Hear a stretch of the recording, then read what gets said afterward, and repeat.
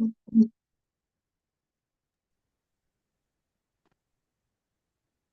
me close it out. Hold on.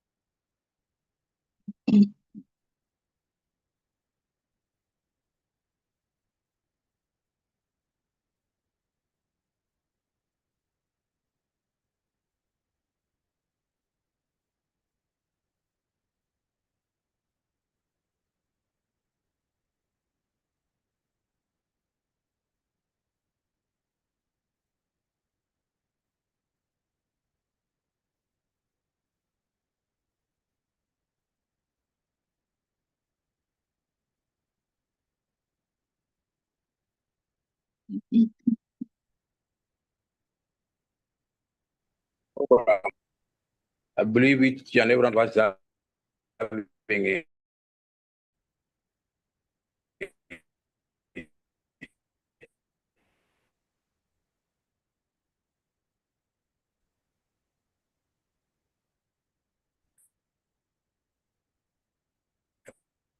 program and those online.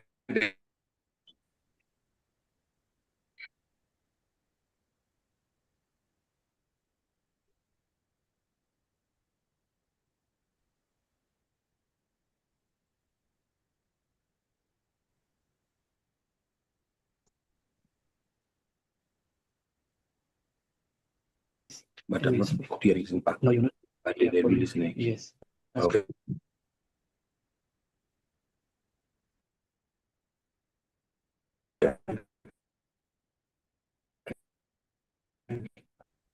Okay.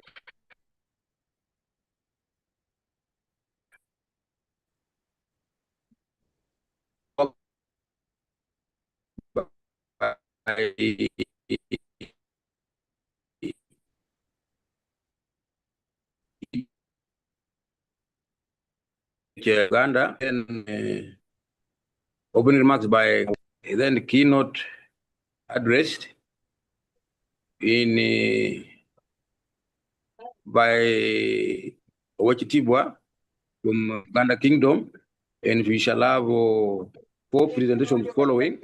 And then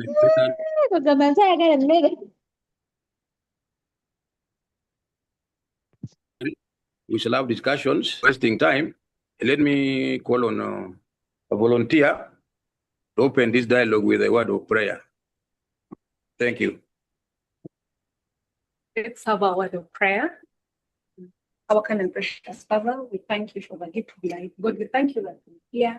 We thank you that you've enabled us to move from where we place. Lord, we thank you that we are here in the country, Uganda, where we love our country, where we are supposed to show patriotism and everything. God, as we aim at conserving the environment, staying calm with all whatever is in this environment and on this planet, send your Holy Spirit to come and guide us. Whatever you're going to discuss, whatever you're going to do, let you be amidst everything we are going to talk about. In Jesus' name we have prayed. Amen. Thank you.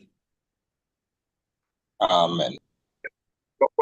We shall introduce ourselves, those who are inside the room.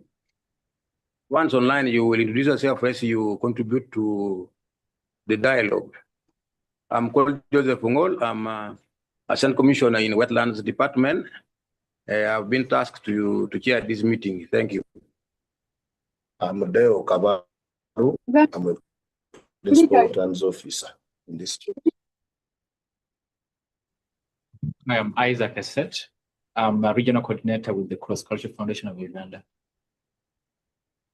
Good afternoon, ladies and gentlemen. I'm Anke Barahikwa, Senior Program Manager at Nature Uganda. I'm called Michael Chivole from Nature Uganda.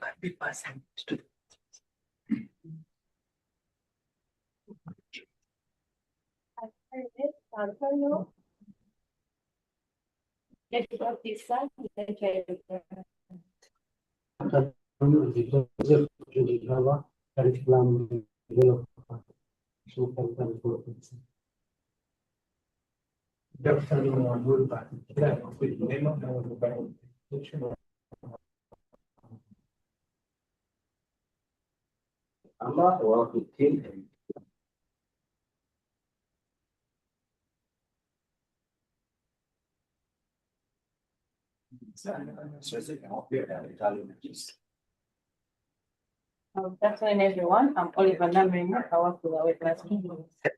Good afternoon, my name is Tony Okogi, member of Nature Uganda, but I also I'm a tour operator and I represent climate friendly travel.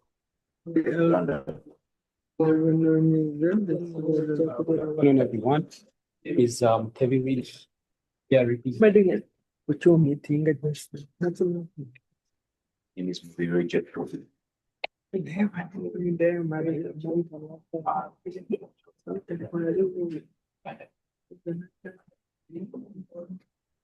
everyone. My name is Total Energies. Good afternoon to you all. Teddy Nawakoza Galiwango, Principal Environment Officer, the King Uganda. Good afternoon, everyone. They have already introduced me. I'm Mariam Kalumayanja, Minister, Buganda Kingdom, Water and Environment, and the Bulungi once. I work with Nature Uganda.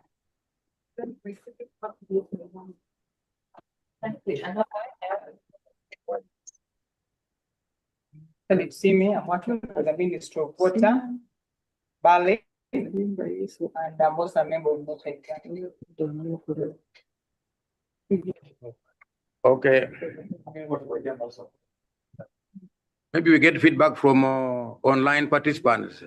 Are we audible? Are you hearing us? You're loud and Or clear. you are not? Loud Give and us clear. feedback. Good afternoon. You're loud and clear.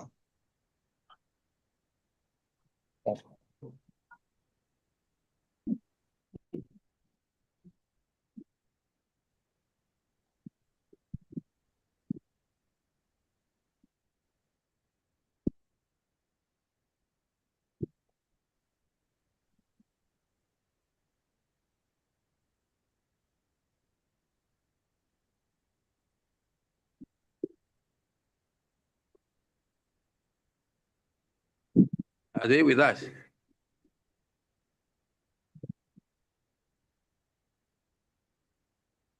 Good afternoon, members. Narima Judith. Nina.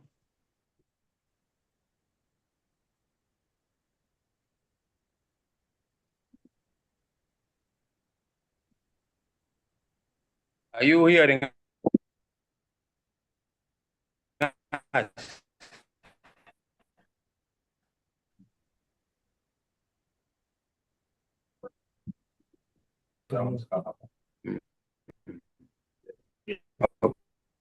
So what do? We continue. Okay. Next item on the program is a welcome remarks. This is supposed to be done by the ED, Nature Uganda. Thank you.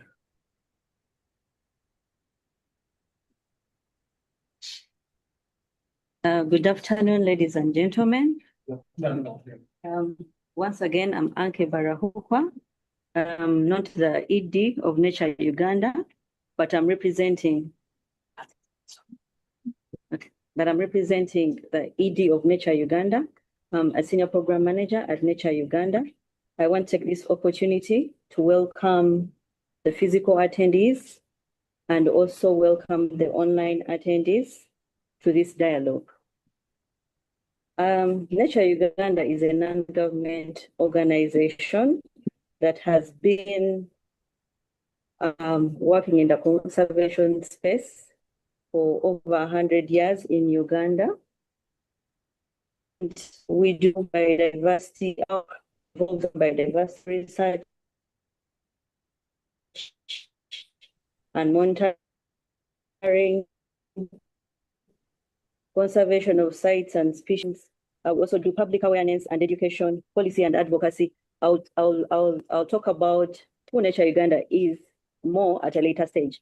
But Nature Uganda has been working with Ministry of Water and Environment for a very long time, over 20 years. And we've been having this partnership that has led to several achievements, including designation of Ramsar sites, which are wetlands of international importance.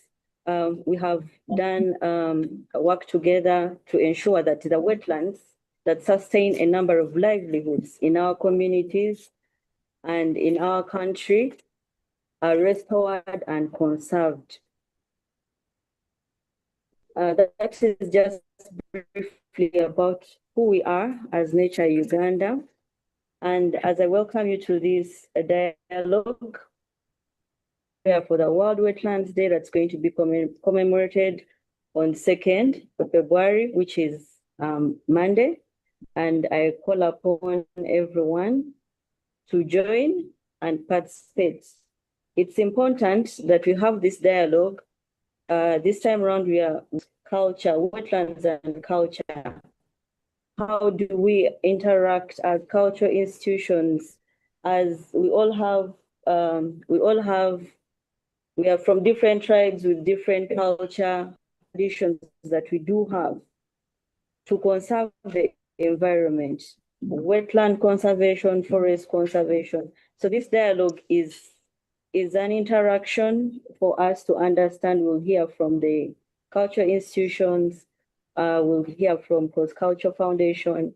We are going to hear from private sector and CSOs so that we understand how are these different players working culture into conservation of wetlands and nature at large. I want to, all the members present, let's be active, let's share and actively participate in this dialogue. I once again welcome you to the dialogue. Over to you. Yeah. Thank you. I'll begin by thanking the Honorable Minister from Buganda Kingdom, representative from all government ministries, departments, and agencies here, and those from CSOs, but alluded to each and every year on the 2nd of February. Uganda joins hands with the rest of the global community to celebrate World Wetlands Day. This is a day that we do reflect wetlands in the country, how we have to conserve them, their importance, and maybe the strategies on how we should manage this. As already talked about by the previous speaker, this year's theme is on wetlands and traditional knowledge and celebrating cultural needs. We are having experts, those who have been interacting with the wetlands from a cultural point of view. We want to hear from them. And a number of activities have been lined up to celebrate this year's day, which shall be in NFA ground on the 2nd of February 2026. Maybe also I take this opportunity to welcome all of you and those online.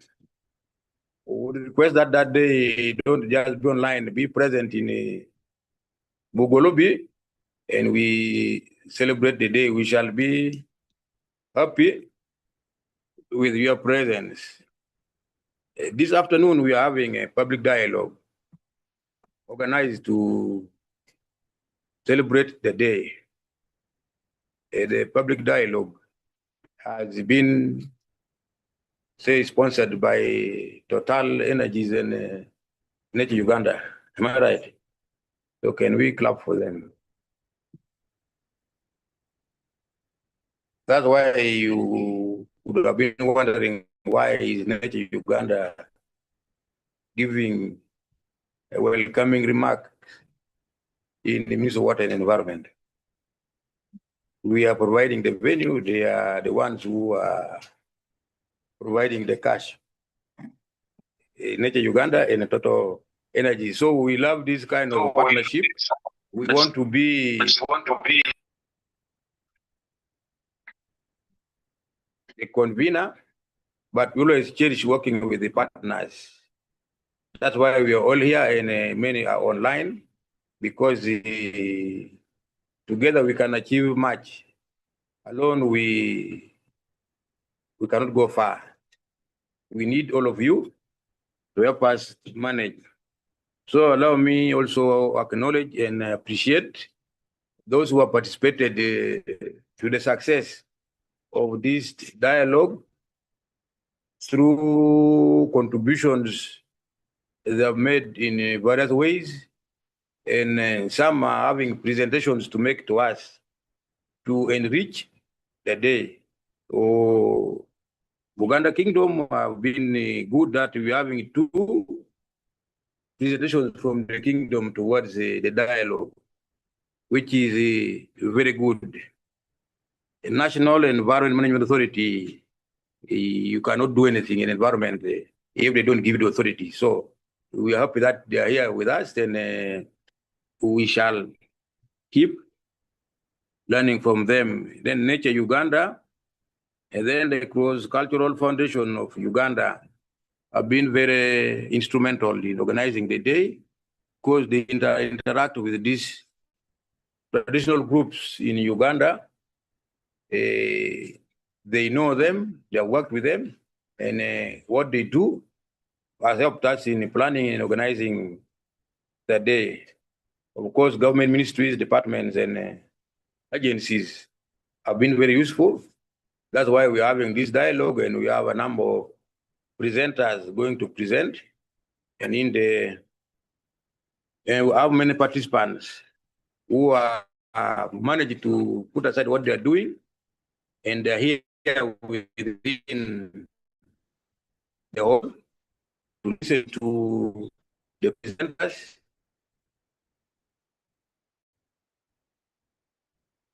and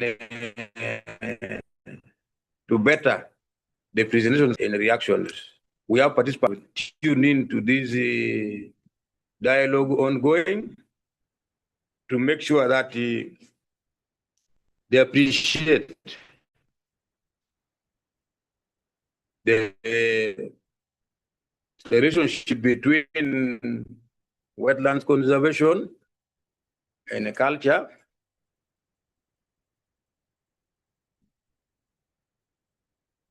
Last but not least, let me also add my voice to participants that let's listen to the presentations, let's learn from the presentations, and let's give back feedback so that by the end of the day, we are all richer in knowledge about the interactions between wetlands and our different cultures.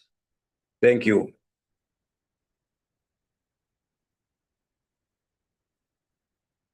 I saw somebody coming. Can we know you briefly?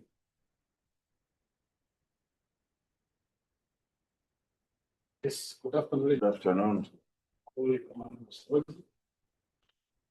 Work at Labor, Environment Officer. Apologies for the letter. Okay. We are going to the next item, which is a keynote address coming from Owachitibwa. How do you pronounce it? Mariam.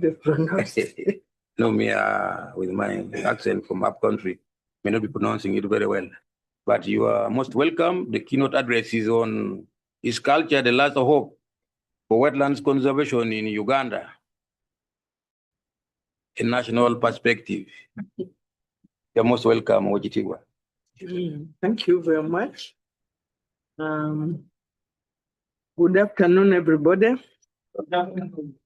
Honorable leaders present here, representatives of institutions and civil society, researchers, academia, and development partners, ladies and gentlemen, I bring you warm greetings from the Kingdom of Buganda, and most especially from our Kabaka and the Katikiro of Buganda. I'm honored to address this important dialogue on wetlands and the traditional knowledge convened under the meaningful theme of celebrating cultural heritage. I extend my sincere appreciation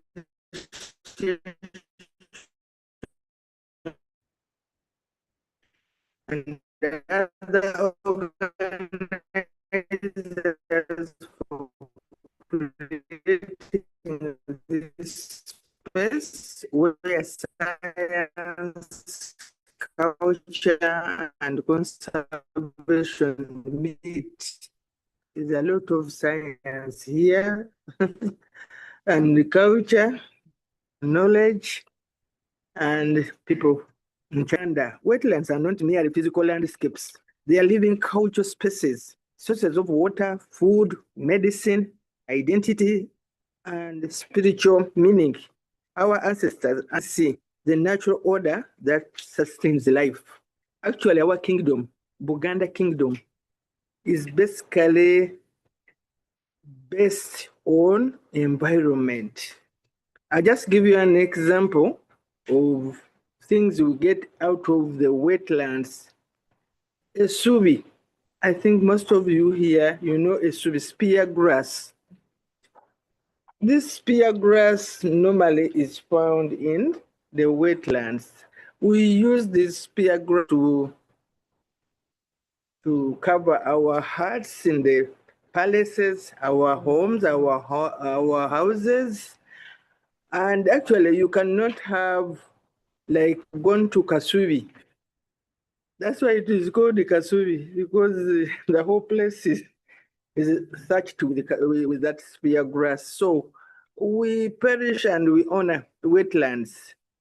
And we have totems. Some of us, we have clans which are based on wetlands. I'll give an example of the Mamba clan. Mamba clan is what in English? Huh? Langfish.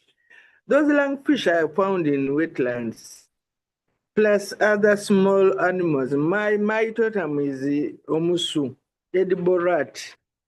You will not find it in our farms and gardens.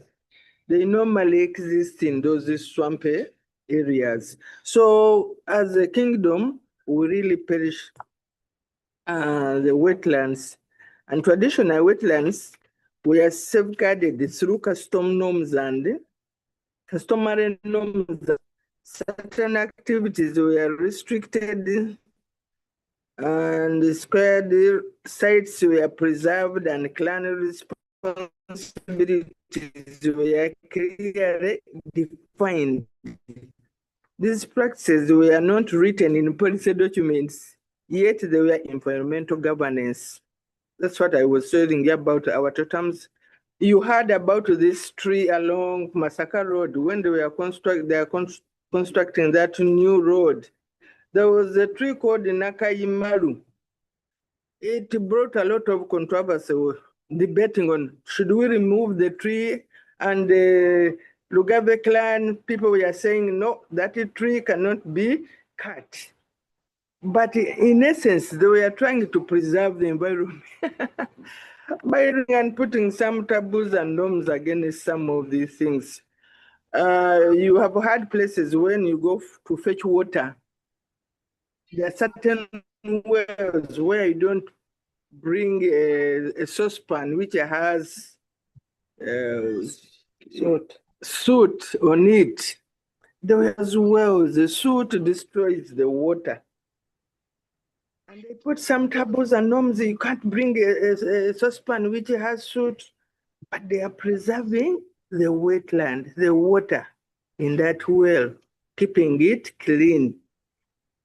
They could say even you are not supposed to go on that well when your feet are dirty. After gardening, you must clean your feet and then go and fetch water. It looks like a taboo or a norm, but when you look into it scientifically, they were trying to preserve these the waters. However, today we face a troubling reality. We have population pressure, pollution, unsustainable land use practices have weakened both our wetlands and the traditional knowledge system that once been dismissed as outdated, while modern development has proceeded without regard for ecological limits. This dialogue is therefore timely. It reminds us that traditional knowledge and modern science are not competitors, but complementary. Sustainable wetland management in Buganda and Uganda at large requires that we intentionally reconnect these two knowledge systems. And as the Kingdom of Buganda, we are committed to revitalizing cultural approaches to environmental stewardship through clan structures, cultural leaders, schools, and community institutions. We are promoting conservation through programs like Narubari Nekida, Bibewo.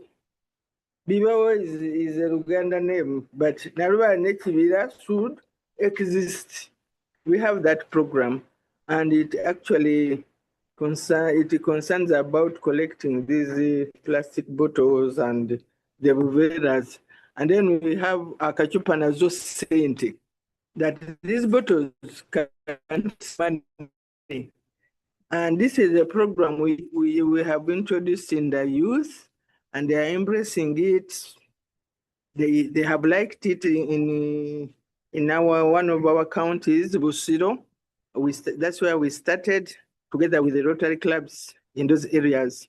So Akachupa Nazo Center and then Ichibira Chakabaka, where we have planted so many trees, and especially along our Lake Victoria and along our wetlands, which have been destroyed, like Rubiji. We planted some trees together with the Ministry of Water and the Environment. We are also strengthening partnership with institutions such as NEMA, support community-led restoration, and influence national policy. So, ladies and gentlemen, wetlands are central to our climate resilience, public health, food security, and cultural identity. We grow a lot of food, different types of food in the wetlands, especially here in Buganda. And those are our traditional foods. And those foods, actually, they are very good because we use them as food security. They are eaten during the dry seasons when we don't have so much food. We can go and get cassava, yams. Those are the types of foods we normally grow in the wetlands. And when we talk with NEMA, we get some technical people from NEMA, they will tell you which crops or which plants are suitable for these wetlands. But for us in Buganda, our forefathers, I think they were scientists, they could know which crops to grow in the wetlands. You could not find trees, big trees like mwafus being grown in the wetlands, but those simple yams. I therefore call upon all stakeholders present today to respect and integrate traditional knowledge in wetland conservation efforts, empower cultural institutions and local communities as legitimate environmental actors, strengthen collaboration between culture, science, and policy, and invest in education and intergenerational knowledge transfer. Let us all renew our collective commitment to protect wetlands for the present generation and for those yet to come. For God and my country, Sabasajja Kabaka Wangari.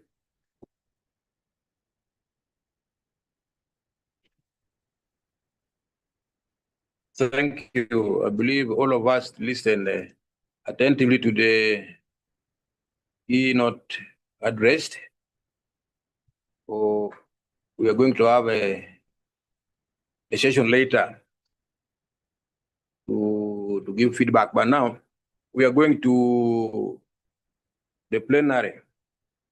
We have 4 plenary presentations. So still within the kingdom, now we are going to have the first presentation on cultural heritage, traditional knowledge, and wetlands, Buganda Kingdom perspective. And we were supposed to be having another representative. Is she there? Okay, okay. Yes. You have the audience.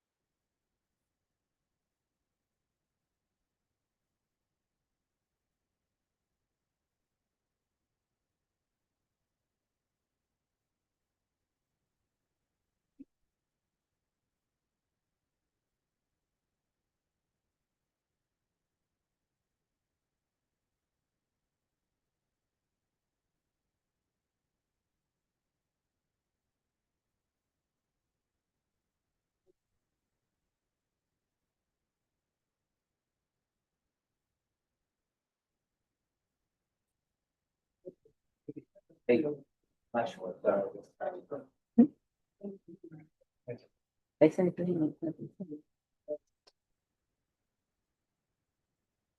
Want it to know? Huh?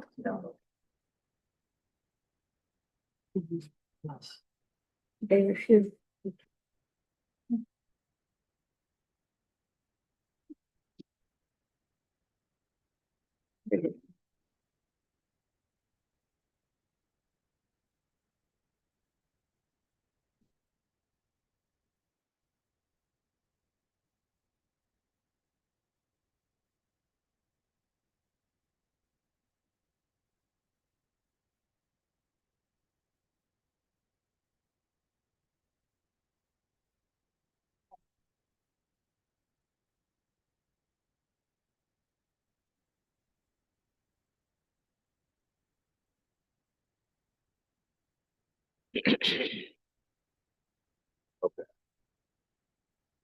Once again, good afternoon, everyone.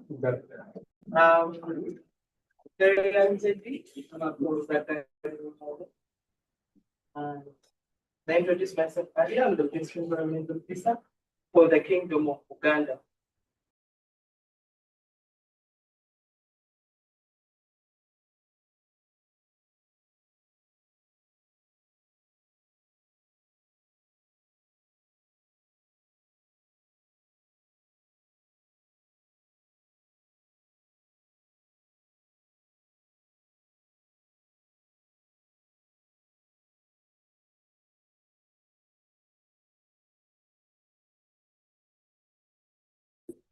It's one of the oldest cultural institutions in Africa.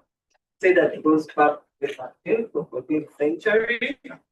And our leadership is anchored with our team, the Kabaka, and the clan systems together with the Great Chiefo. To give you a perspective, a very good view of the Great Chiefo and the Kabaka seated right there. Also, our particular, the Prime Minister oversees all the administration. So our plans are available for natural resource governance and environmental ethics, just like Stephen mentioned, that we are grounded in our plans for what also people our totem. So here is an example. I particularly chose these animals because they are habitats in the wetlands. In other words, without wetlands, some of these totems, our plants, will not be existent. Starting with Mamba clan, having the name that one, I wouldn't use that, but you don't have Mamba clan. So Mamba clan, the habitat is wetlands, and then in Swaswa, which is the monitor lizard, enjoys the wetlands. We also have people, Tamase, that is Mbubu and Njobe. So, these are some of that our plants are both flora and fauna. We have plants like Kobe, yeah, all those things, and then the animals. Okay, moving.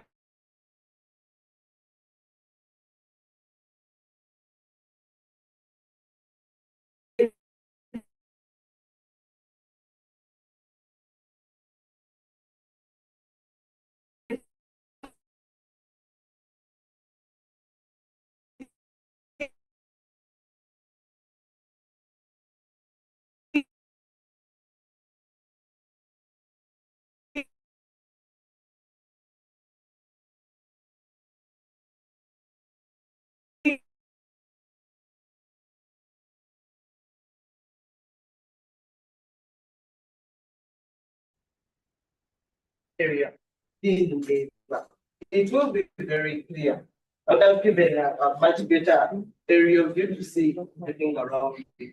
So it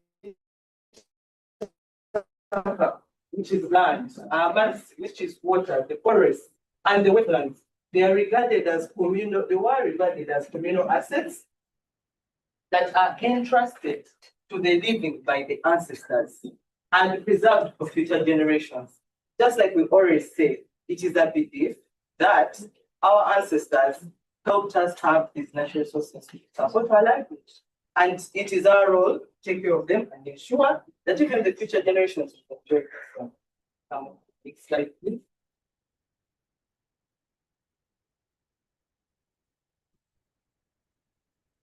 Just like what Steve mentioned, we had separate sites like Tanda. I don't know if any of you knows about Tanda. It is single county. The Royal Forest, like Damula, that particular forest is believed it's where we pick the stick, or what should I call it? What we call Damula. You know that stick that the king hands over to the Katikiro to give him the power to become a Katikiro. That particular stick is gotten from a forest called Damula, meaning that without it, how will we transition our leadership or the incoming prime ministers that are coming to the kingdom? So it's important to protect that forest. Protected wetlands are also symbolized as belief and nature sustain the social order, health, and prosperity. So I put up that cycle to show We people in the middle as human, human beings, we are supported by water, we're supported by land, and we're supported. Let's move to the next slide. So the traditional knowledge systems that are related to wetlands in Uganda, we look at it as something we need to use sustainably and ensure that the generations to come will enjoy the same. For example, the seasonal water cycles, these are things that our ancestors understood so well. They didn't have these technologies that we have today to predict weather patterns. Look at the months of the year in Uganda. That means that it was perceived that in January you would have some rain. There is Musenene, where we believe that Musenene is Shabuwa. There is Mukurukusabitungo, there is Mukapula, where it's believed that these ants that we call in Pau will be coming up. So you notice that they had a very deep connection when it comes to weather patterns, to these cycles, and they actually had to name the months of the year according to what was going to happen, according to the weather, according to which resources were in abundance.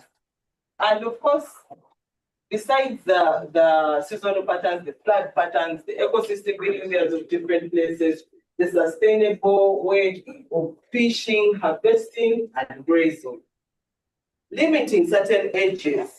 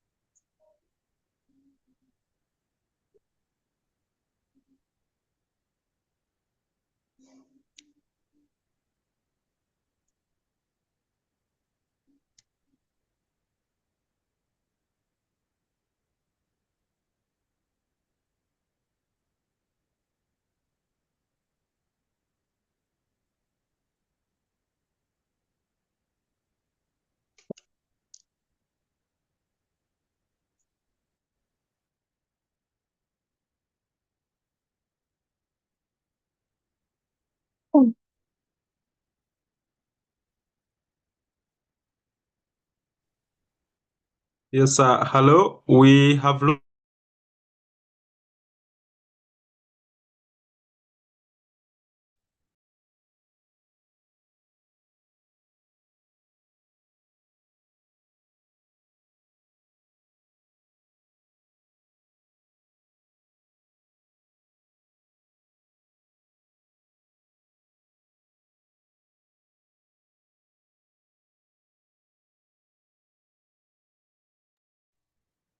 negligence with the environment affect us firsthand. The issue of Chitezi happened right here in Chadondo County. Then the kingdom has 18 counties, so I'm going to use that as Chadondo County. This is our bypass, and that is WWD. So why the kingdom of Uganda is key when it comes to wetland protection? All these issues that come because we misuse the wetlands affect our people directly. And of course, the causes are still always the same: pollution, sand mining, informal settlement, and failure to observe the enforcement, and then government gaps, governance gaps that happen with the enforcement of policies, climate change impact, loss of traditional cultural safeguards, and so on and so forth. Please move to the next slide. Okay, so what does the kingdom do? The Kingdom of Uganda has a strategic plan. And in this strategic plan, we have programs, different programs that align to the different ministries. And in this case, we have the Ministry of Water, Environment, Community, and Gender, which is headed by Wachitiba Mariam Mayanja, present with us here today. So in this, we are supported by different partners. One is environmental leadership. I've explained our structures. Our structures go from the Masaza, which are the counties, Magombolora, the sub-counties, Miluka, which are the parishes, down to the village level. We have environmental councils, executives represented there, whereas these people are not experts, they're not technical experts, but they are serving their king, they are serving their kingdom in the perspective of environment. It is the reason as why we always call for more capacity building and more support. We have the people willing to carry on the message in all structures of the kingdom. We just need to empower them. Advocacy. The Kawak has always talked about preserving the environment. The particular talks about the same thing over and over again on the different media platforms, BPS, CBS, Uganda Media Center. Talk about the same day. We have also observed in line with the national and international commemoration of different days in the environment. First with NEMA on World Environment Day annually. We are also the Ministry of Water and Environment in Uganda Water and Environment Week. We are here on the Wetlands Day. We have projects like Oshiba mentioned. She explained that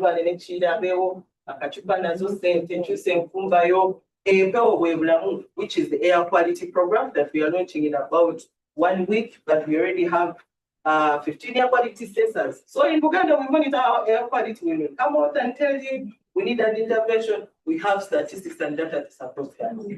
Collaborations, yes. We are here because we are collaborating with you. And if we have not yet collaborated with you, please, you are welcome. We are willing to work and conserve our environment. Community mobilization, this is our strength. Today, if you ask the Kingdom of Uganda to mobilize the youth, well, they'll be here. The women in general, they'll be here. The men, they'll be here. Because Uganda Kingdom, it is people. We are people. So when it comes to community mobilization, carrying on the message, we cater that. We use the Bataka. We use CBS Pewosa, the different structures that we have. I think you've seen it around in all regions. And we participated in policies and framework. We are working with NEMA on the National Biodiversity Strategy. We've worked together. We actually have our own policies and frameworks as well that we are developing. For example, on the previous World Environment Day, we launched that Clean Energy and Climate Change Strategy Action Plan. So we are trying to empower ourselves to have the right frameworks and then implement. Yes, I wanted to give you a pictorial of what we are talking about so that you actually know that this is what we are doing. You can see the category and WWD, telling us to countries, the youth. This was a youth training or dialogue with the youth and the government. These are traditional healers. The people say them wrong as witchcraft. Bad people, no, but these are traditional. We have them.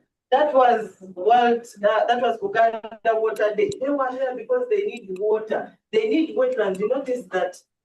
I don't know if you've heard about Mumwa, what pregnant women take. We need that place of preservative to hold those herbs that are wetlands.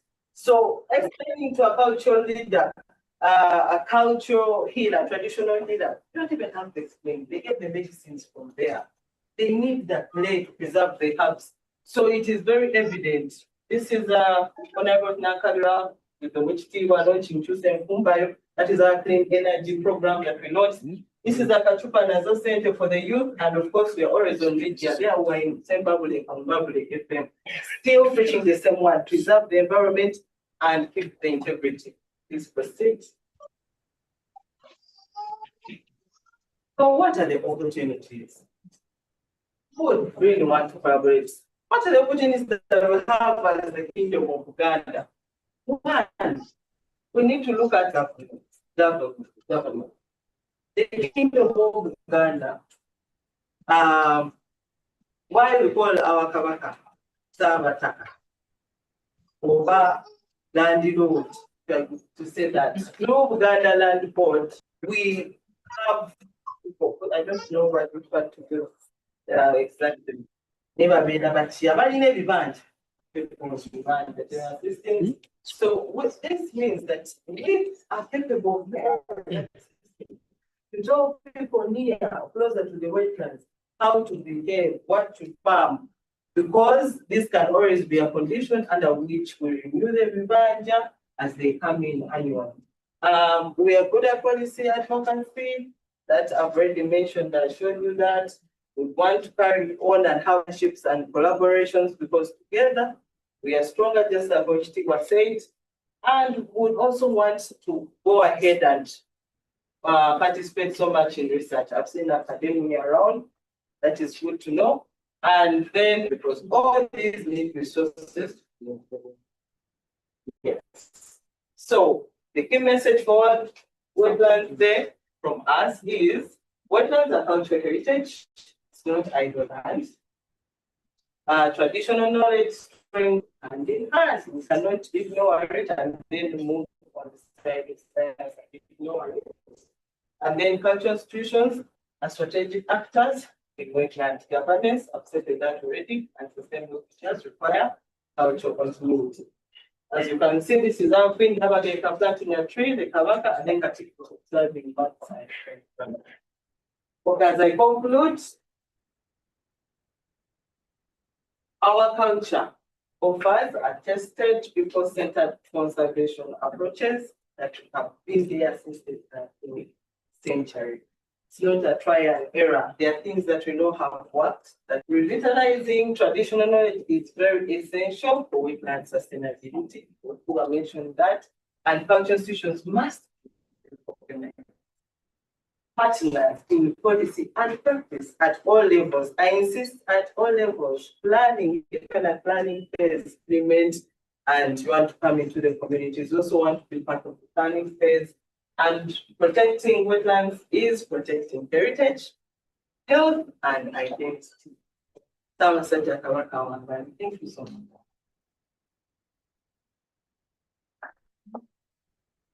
much. Is that enough? Let's clap for her again. For the elaborate presentation she make to us.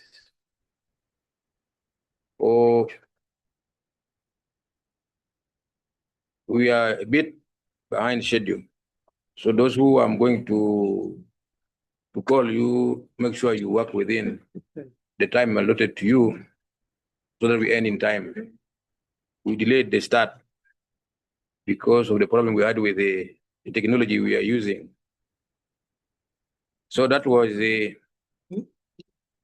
from the kingdom. Now we are going to the second presentation, which is on integrating traditional knowledge in wetland nature conservation. Is the ED Cross Cultural Foundation Uganda in representation going to present to us how do we integrate traditional knowledge in wetlands and nature conservation. You write down the issues you need clarification on, or what you need, the questions you have, and time will be given to you to ask the presenters, and they will respond to you. ED, you are welcome. Thank you. Unfortunately, our ED was not here with us, but she is on another assignment, going up, working together with culture area, like junior training.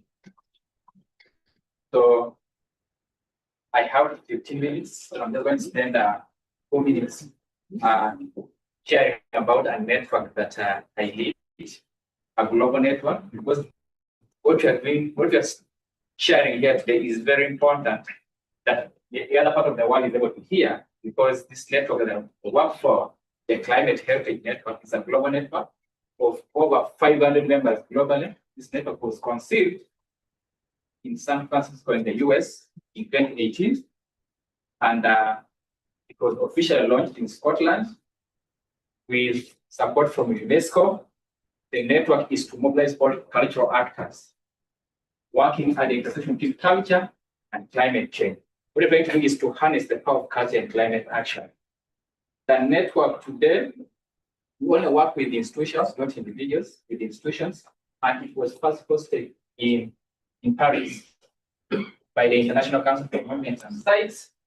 Then after that, when we got some funding, was taken in South Africa by African World Heritage Fund. Now it is hosted in Ghana. So if you're looking for any network, it's very important. The Cross Cultural Foundation is a member, and it is the one hosting. So it's very important to use this network mobilize cultural actors. For example, you're using music and dance to mobilize cultural actors. This is a very important network to use. For example, the back tree. It's for cultural reasons, but the back tree also helps in climate action. That is why bring all those actors together. Very important that we use this network. Apparently, we have 2 projects funded by the Mellon Foundation.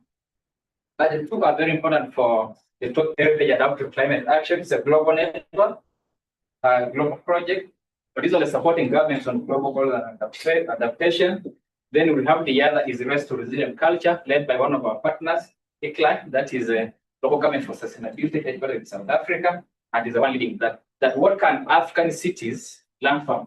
There are matching cities in North America and those in Africa. What are those things that cities in Africa can learn from North America? So they are matching cities. So that's the network. It has had some achievements so far. One, those who participated in COP28, in the Arab Emirates, there was an Emirates Declaration on Culture-Based Climate Action. So that's one of the achievements. Then we also have a group of Friends of Culture-Based Climate Action. It brings together ministers of culture of over 60 countries.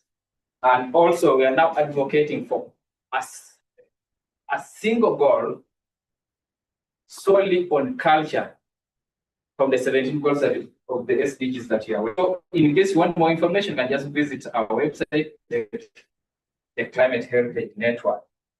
So going back to my presentation, because I have 2 minutes, I've used about 3, then my presentation is not long as such. So first of all, to understand what is traditional knowledge, we reached out to the ED NEMA. We had a very good engagement with the NEMA, but insist that for us to roll out this indigenous knowledge systems, we need to validate. So together we're working to see how we can have an MOU on validating indigenous knowledge. It says for us to roll it out, we need to validate. I'm happy that the advocacy manager here, want to see how we can roll out, how we can do, how we can validate this knowledge. Indigenous knowledge systems existed that you cannot roll them out or advocate them unless we first test them, comparing the science and culture. So what is indigenous knowledge? Indigenous knowledge is usually cumulative, context-specific knowledge developed and passed over generations. If you don't pass over, it means it dies. So it's always very important that you pass over this knowledge. If it is maybe making maths, you should be able to pass it over. Usually it includes beliefs, practices, taboos, rituals, and customary laws. And they are linked usually to livelihoods, identity, and spirituality. So what are the mechanisms we usually use? One, totemic species. Why do we usually use them? To protect group belief systems. We usually have sacred sites for restricted access. We usually have taboos to avoid over-harvesting or pollution. This has been highlighted by previous speakers. Then we also have ritual calendars. This is to promote seasonal use of cultural resources. Next. So some of the projects that we have that are aligned to the theme that we're discussing today, with support from ACAS Foundation, CCFU has been able to map protect chimpanzees and their habitats, and most of their habitats are usually wetlands. So we have been able to map which are those clans that use chimpanzees as their totem. So we're able to map Davatari communities and clans in Kasese, in Yangawo, that's where we are very, very active. Then Kagadi, Kawoya, that is Chipube, and Asambia. So that's where we are conserving chimpanzees using a cultural approach, using them as assets. What are some of the activities that we do there? Planting indigenous trees, such that the ones that are that chimpanzees already like. We also promote intergenerational dialogue and creating awareness through games and sports, such that we're able to disseminate this knowledge. Another initiative that we have with the British Council is in Wanglei. You're able to see, most of you know Wanglei. Those who know the story of Peter and Labon. This is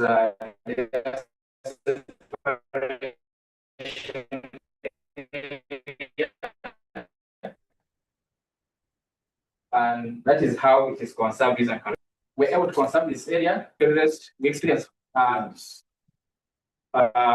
overflow of River Nile, and it was washing this heritage site. So with British Council, we are being able to do guardians. This is how we started with British Council, because it was washing away this heritage site. Next, the next one. And we are just going to Pakwach. Yes, the area I see this site. It also comes with the challenges of conserving it. Where it is, it was land for the railway. After the railway, now UPDF has taken over, as now it's like managing the site is becoming complicated because it's a camp, no entry and exit. Is usually restricted, and we are working with the Tour Guides Association in Papias, the area. We have information boards among others about the area, but we continue to have challenges of ownership and who's responsible. There's UPDF, there is Uganda Railway, there is the Tour Guides Association, there is Papachi local government, and also a Law Kingdom. All of them are competing over the place, so governance becomes complicated, but you're trying to move them together. The other initiative that within the Conservation Foundation we were able to do with UNESCO again was a research in Sensibwa and Panyemu in Papach. So it was a research. You're able to get that the publication on our website. You just go to resources and you're able to get the findings there and the recommendations available.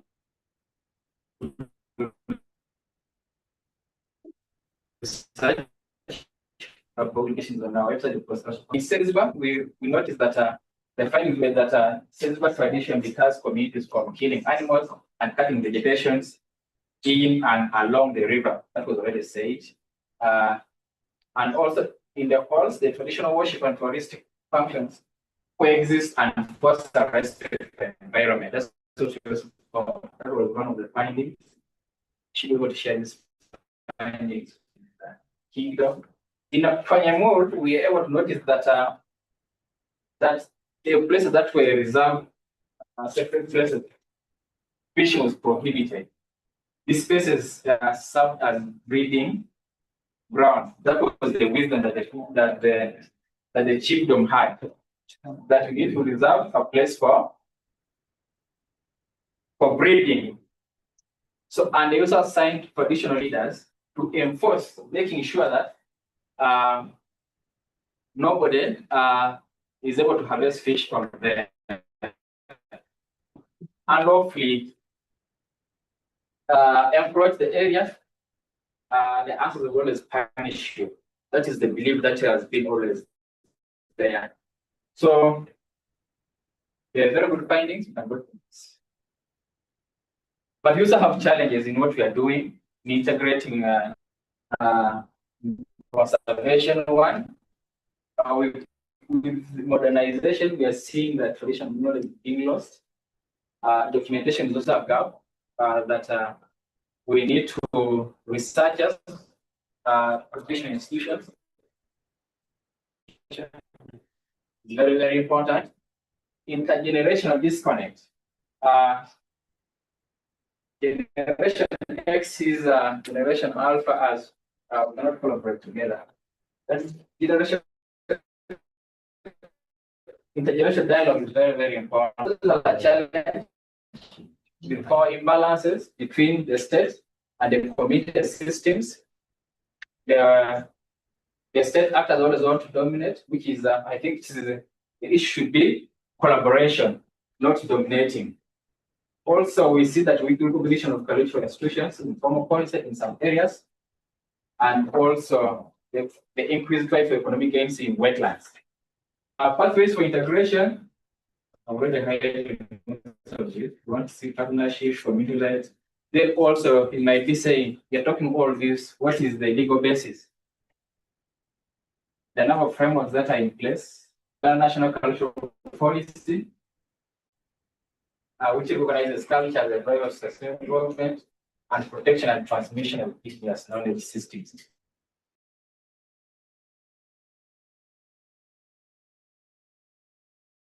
All this is recognized there. The other is the Constitution uses the right and mandates protection and of cultural institutional practices. The national frameworks, we have the Paris Agreement for Conservation Adaptation and Indigenous Knowledge. Always, as I conclude, we notice that the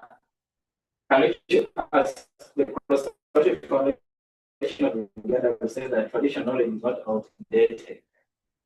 It is just context-specific science. What works in Kaware doesn't work Karamoja. These are what works for Karamoja, it's the Karamojans who know it better. Cultural institutions, Conservation Act has not set. Recognize cultural institutions as another takeaway is integrating culture strengthens sustainability. Therefore, conservation must be people-centered and culturally grounded. So that is the end of my presentation. Thank you very much. Please clap better for him.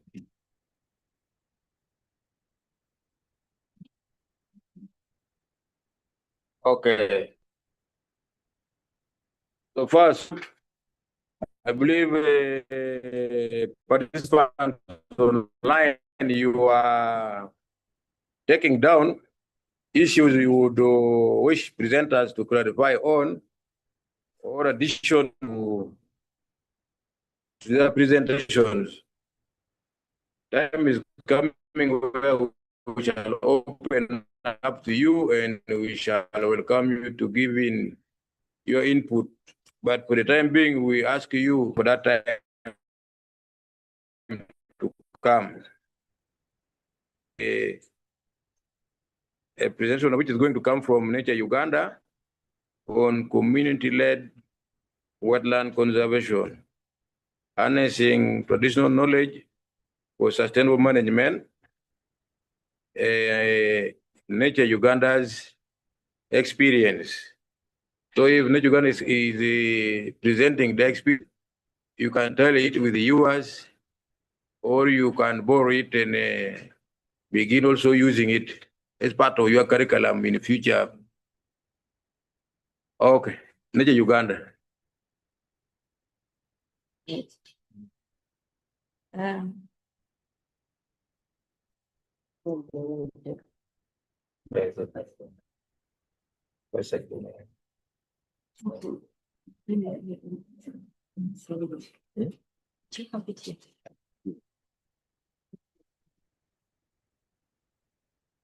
Network.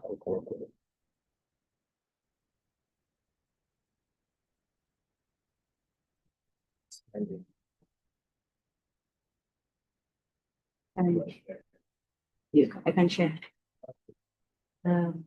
Email. This one? No. That's the last one.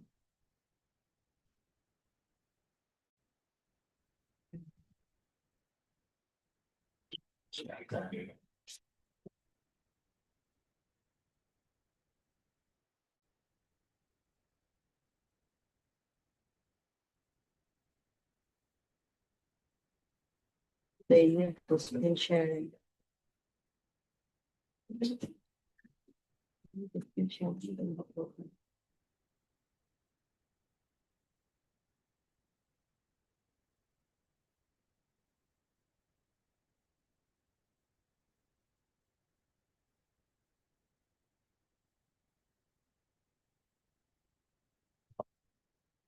sharing.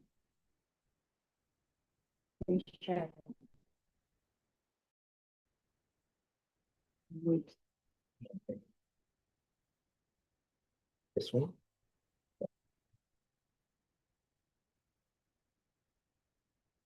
That's really very.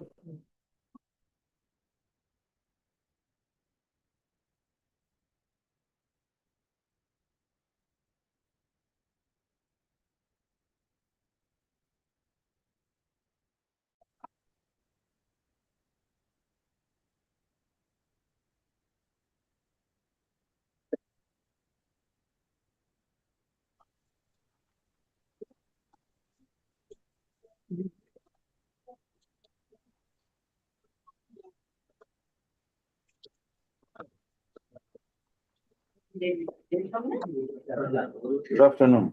Good afternoon, ladies and gentlemen. Good afternoon to you. Good afternoon. Okay. Yes. Yeah, we are okay. Are we okay?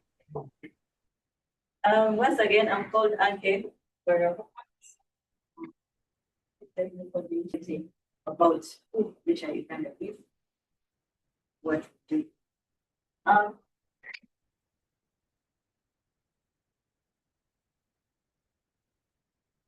Coming.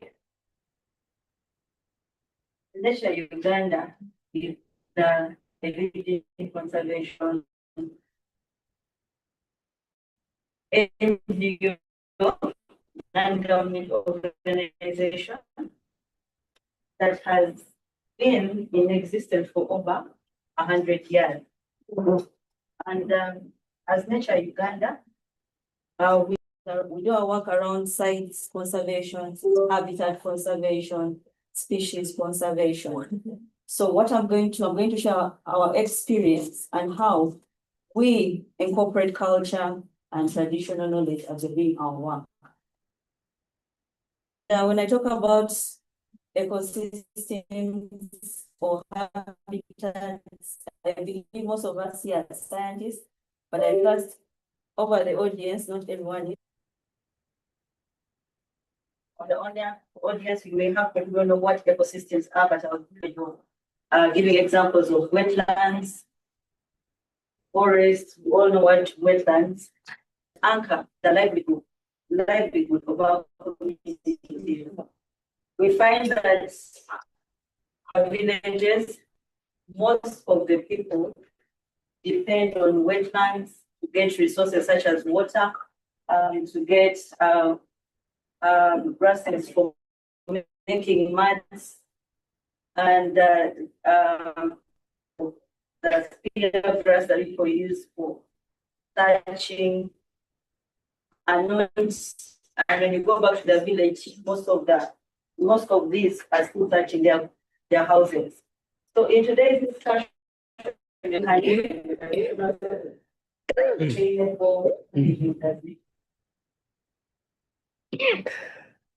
Uganda, our mission is to promote the understanding, appreciation, and conservation of nature. So what we always do is that we promote the understanding. If you do not understand, then you're not able to appreciate its value for you to conserve it. So all our work aims at promoting the understanding, appreciation, and conservation.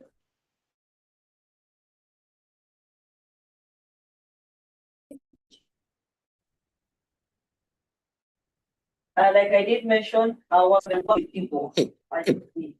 And part of our work we do biodiversity research and monitoring, where we look at both biodiversity. Then we also do monitoring of some of the species that you're going to see ahead. Then we do conservation of sites and species, and a lot of public awareness and education. As a membership organization, we have our membership officer is here, but we're a membership organization with over 3,000 members, which is a platform that enables us share knowledge and information regarding. We also do a lot of work around policy and advocacy. We're one of the lead people that advocated for the Save Mavira. So for you to be able to advocate for improved policy, you have to generate information that is going to what have we done around wetland conservation as nature in Uganda?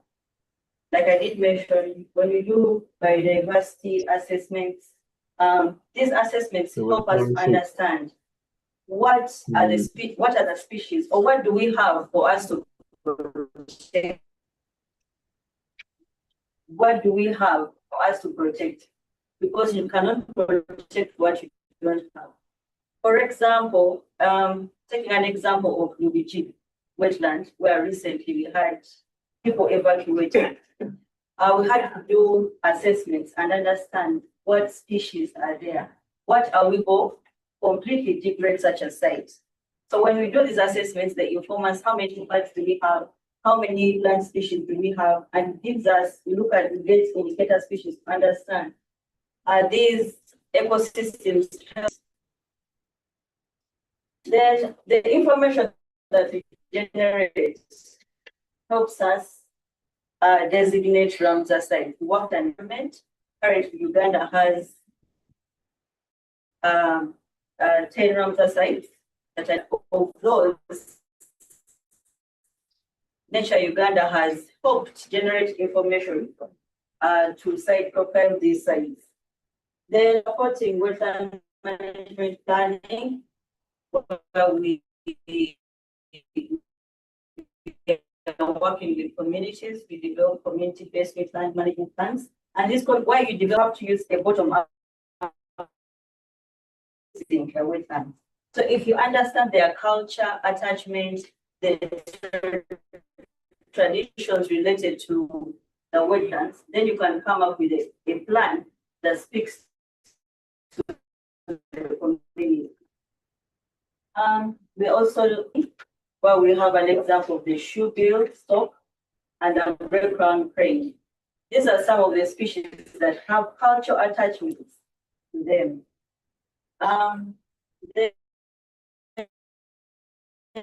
We also support wetland restoration. These are just some of the pictures showing you some of the work that we're doing. Up there we have the biodiversity takes lead on the assessments, and we have an idea sites with some of the species, some of the restoration work ongoing. That band in the middle is the tributes of Baganda, call it Ure, and so as Nature Uganda, we are doing this as we've done assessments that shows you where we have done work as Nature Uganda. So we have spread our work across the country. What does this also imply? That we have been able to generate information on biodiversity, on people, and understanding how are these people using these different wetlands. So that shows us if we want to you have information on how people of Bulu, Atumani are using their wetlands.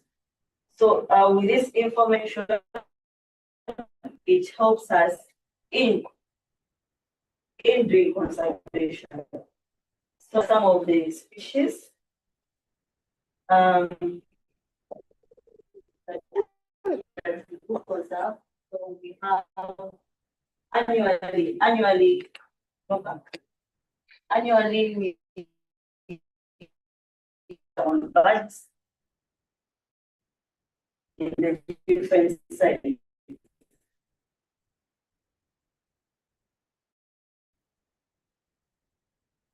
Then you find that ecosystems such as wetlands intertwine with forests. So forests are wetlands that originates from the forest, and also this fits into Lake Bunyonyi. So you find that when you're conserving, you look at the entire landscape approach to conserve to ensure that these ecosystems that are feeding people continue to exist. When you're doing education and awareness, for you to be able to educate, you need to know what, for example, like I did mention, you need to have information that we have generated from these surveys, information on how people are living. So when you come to community and you sensitizing the community, for example, if you find that a community is degrading its wetland, however, that wetland is the only source of probably sand or handcraft materials that they are largely dependent on, you use that information to educate them on the detrimental impacts of them degrading their wetlands. And we involve all people, we use the youth, we use public talk, so we speak to the different people, we speak to communities, we speak to the educated, so at all levels, we are doing community education and awareness. And for example, when you look at Burundi 1C, when we are doing sensitization, we break down, if you see an example of how they Clean My Wetland campaign, that is one of the schools that we're working with. So if you educate, you believe that if you educate the children, they'll be able to push on this information back to their homes, and they will start adopting the better practices. Then we also have learning membership events. We do not only work with communities at local level, but even the educated, I would say, not everyone knows what conservation is all about. So when you give them exposure and they visit at the different sites, then they understand the value of the wetland.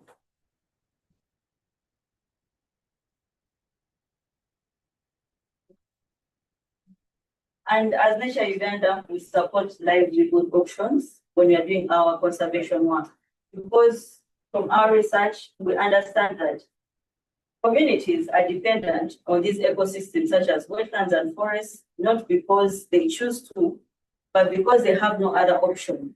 So if you want to lessen the dependence on wetlands, you need to go and do a socioeconomic survey and understand what are they using the wetlands for. If they are doing activities that are leading to the depletion of the wetland, what alternatives do you have to give them? So it is key to understand how are they using the wetland, and you come up with a solution that works for them, other than come up with a white elephant project that does not speak to their needs. Then also our work supports national and international work, for example, of designation of Ramsar sites. So when we do site profiling, we generate information that helps us designate the biodiversity areas and Ramsar sites that benefit the international community and the national community. What is the role of traditional knowledge and cultural heritage in conservation? We've had examples from Buganda Kingdom.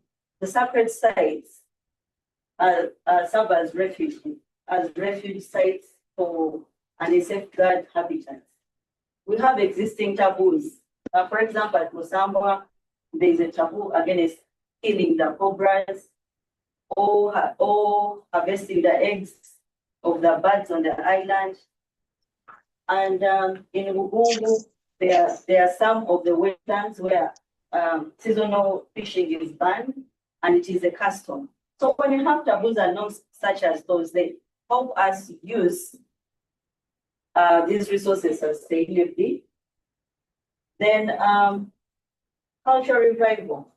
So when we do knowledge attitudes and practice surveys, socioeconomic surveys, these help us to document the indigenous ecological knowledge. Because in these exercises or in these surveys, we have the communities map out which ones are the sacred sites, which ones are like indigenous species. If you want to do an agroforestry project, if you know the indigenous species that have cultural attachment, then you promote those because you'll be able to sustain and look after them.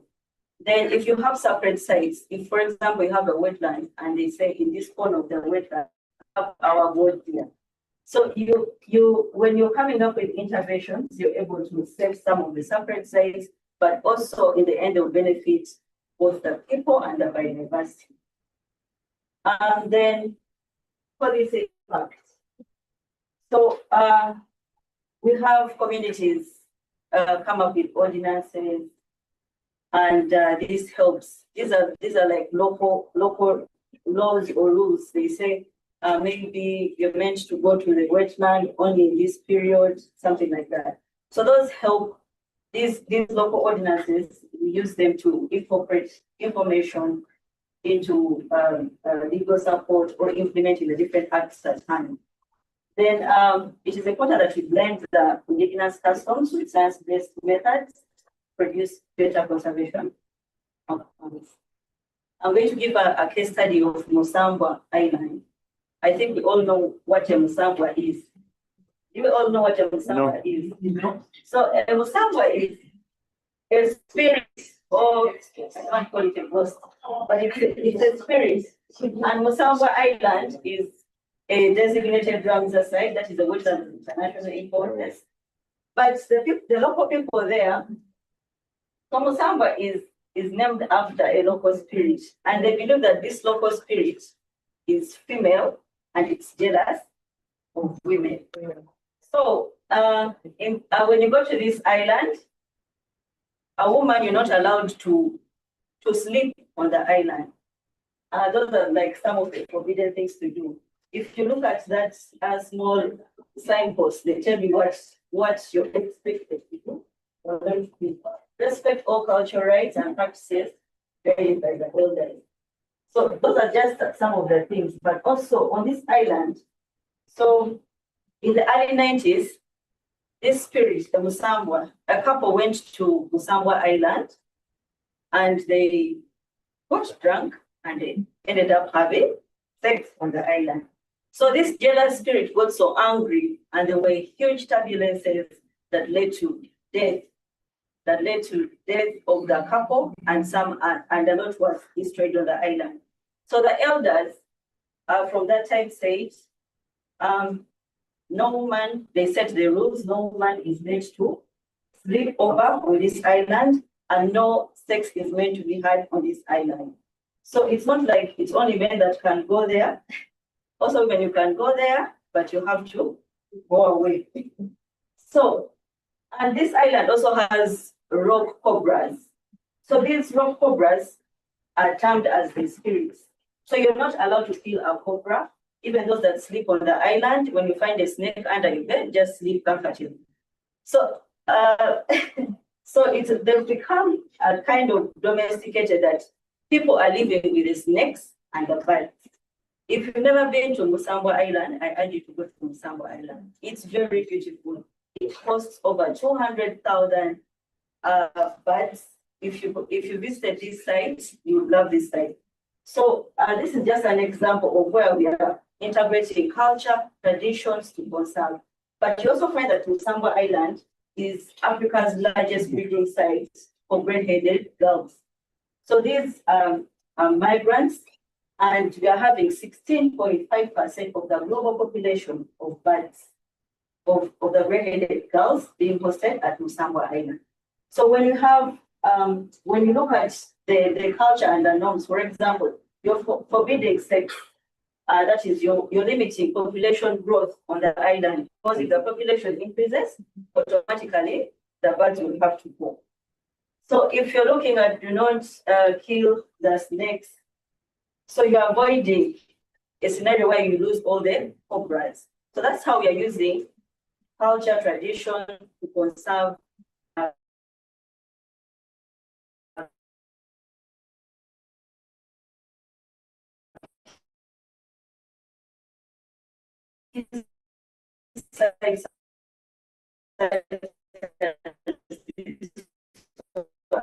the end of the day,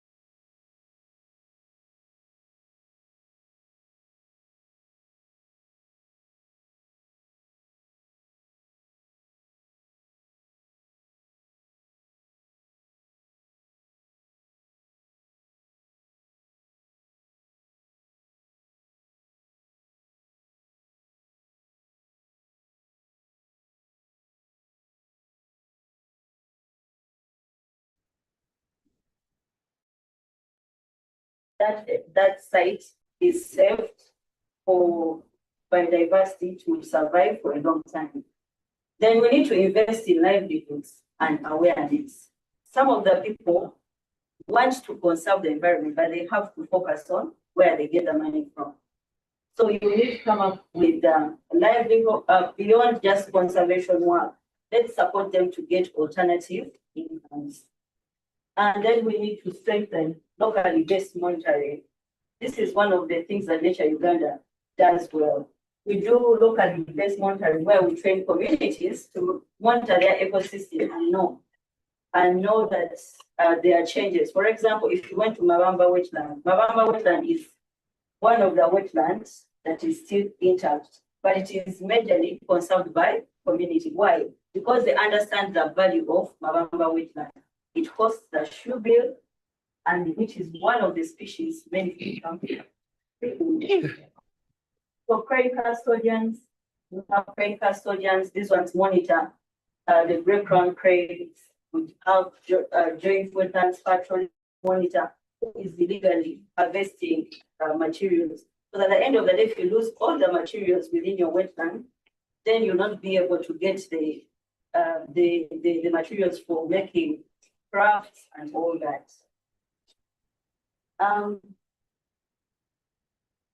Thank you for listening. These are some of the partners that work with us.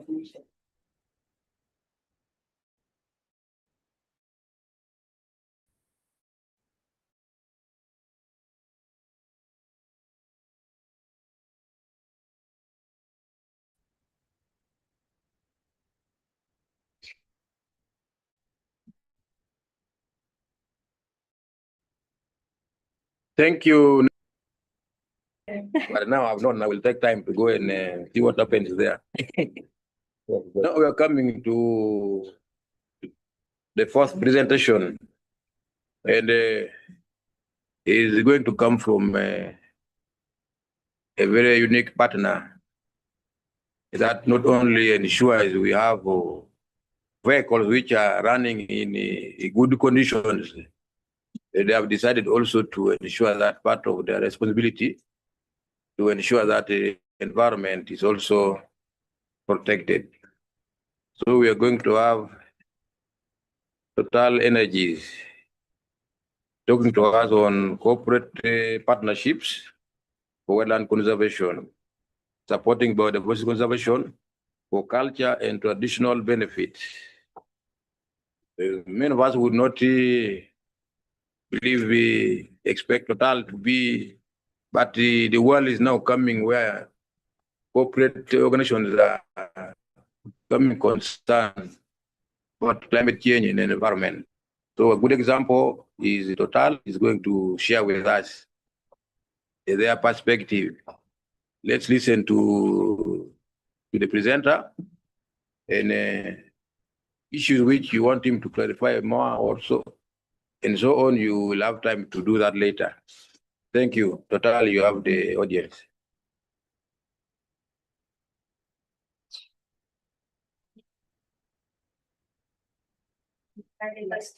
Yeah, for plans and the strategy.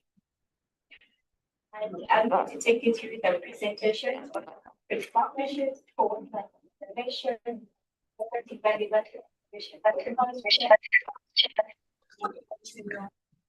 benefits. So I know most of you must or might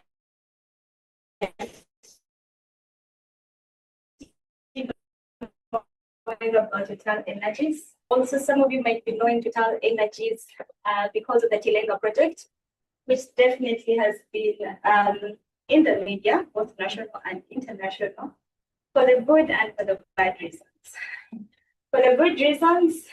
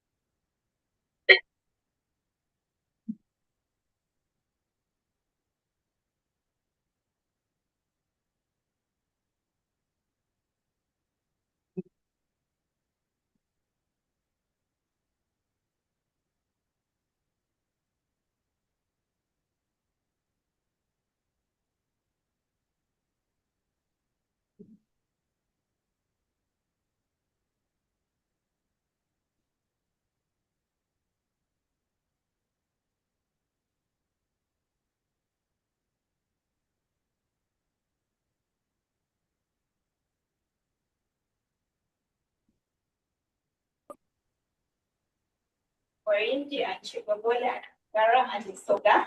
While the down production area is for Cosino, which is the Kingfisher project. So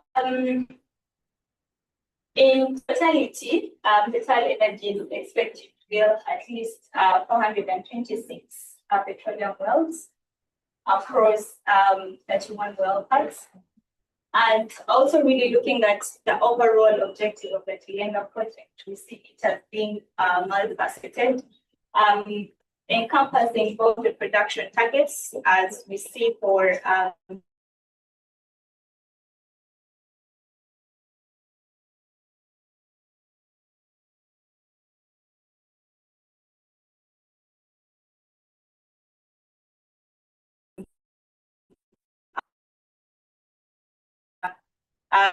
the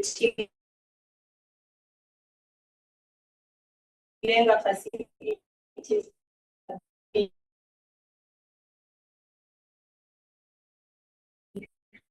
I think before. Boris also talked about already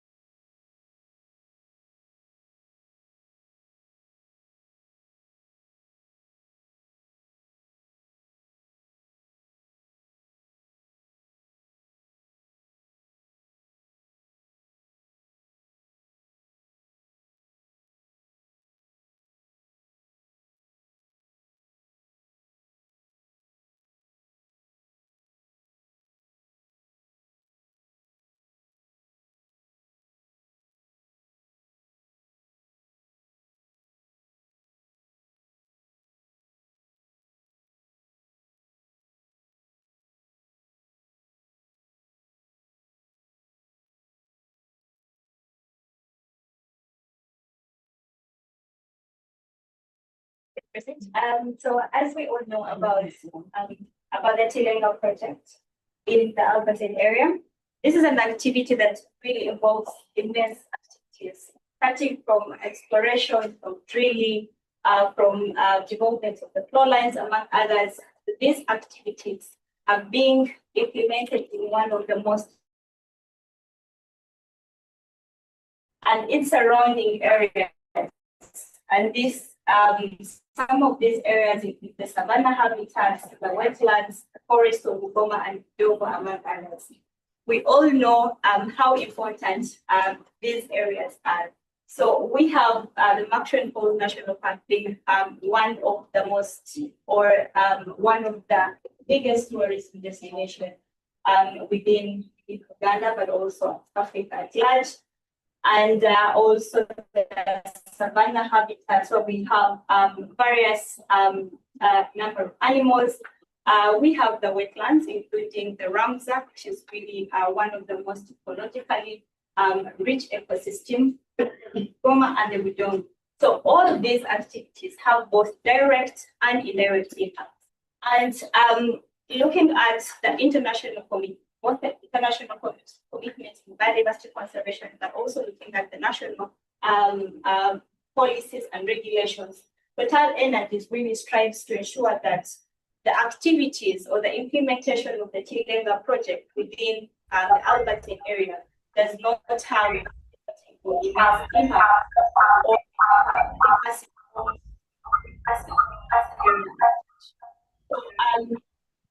Total Energies, we have put up or we have set up various policies and plans and documents, including the development and the implementation of the ASEAN. We have the ESM keys, the best up of the biodiversity environment and ecosystem service action plan. We have the biodiversity action plan and other management plans, for instance, those related to invasive species management, wetland management, among others. And these really are broadly being developed both in collaboration with the institutions, for instance, like with NEMA, but also internally under the project. So as the whole biodiversity, the Tilenga project, we have a very big biodiversity program. And this biodiversity program has one big goal or vision, which is really to ensure that the Marshall Falls protected area, where feasible, the surrounding landscape are left in a better condition than if the project has never opened. This is really one of the most important things. But then the implementation, how does it go? Is it really feasible? Is one of the things that we actually do through our mitigation hierarchy of avoidance. If a project or if an activity has an impact, for instance, if it's passing through an ecological rich area, for instance, like the Ramsar, can we avoid this place? Also on minimization, for instance, we have a very huge hectare of land in the beginning where all the well pads were supposed to be implemented. But because of this mitigation hierarchy, we had to reduce on the footprint. Now we have restoration and offsetting activities, which really also aim to address both the direct, and the cumulative impact. Next slide. So under the Tilenga Biodiversity Program, we have activities that are embedded or that are implemented under 4 pillars. One of the pillars is really looks at protecting priority biodiversity areas, including the Marshall Falls protected area. And really this looks at broad actions to mitigate or reduce pressures within the park through enhanced protection. Then we have the second target, which also looks at the integrity of the savanna habitat of Burungu Wildlife Reserve. We have pillar 3, which looks at conserving and restoring forest and forest connectivity. Here we look at two major forests, that is the Bugoma and the Bugoma, but also the surrounding connected small forests of communities. And pillar 4, which looks at conserving and restoring wetlands and the riparian vegetation. I think one of the reasons that we are here is our pillar 4, which really looks at which looks at building more resilient wetland ecosystems for biodiversity and people through community wetland reserve groups, but also in partnership with other conservation agencies. Why wetlands within in the Ramsar area? I've already told you about the impacts of the Ramsar project. And some of these wetlands, you can look at the kinds of recent districts, but also a critical wetland of the Ramsar. The Marshall Falls, Albert, those around the site, where we are really working with the Uganda to implement conservation initiatives. So some of the approaches we look at promoting sustainable wetland use, improving fresh water quality, and restoring degraded wetlands. So with the development of the Tilenga project, some of these activities have impacts that are directly affecting these wetlands. So we look at where, for instance, the flow lines are happening. Can we restore these areas? Can we activity that we agree or around this wetland together, because one of the indirect impacts that comes up when it comes to wetland gas movement of people. So we see a lot of population pressure within this region. And when there is population pressure, you expect encroachment in some of these ecosystems. Next. So we expect encroachment from some of these ecosystems. And one of the areas where we've seen such happening is the Marshall Falls Alpha Delta Ramsey site. And one of the activities that we asked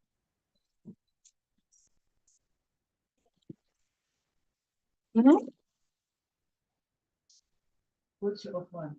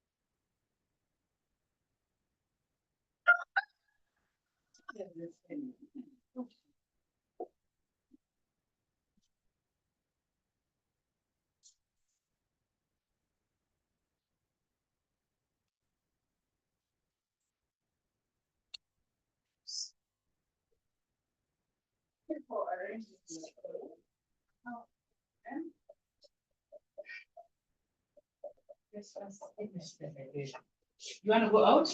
No. Okay, then be let's say they put the space in people.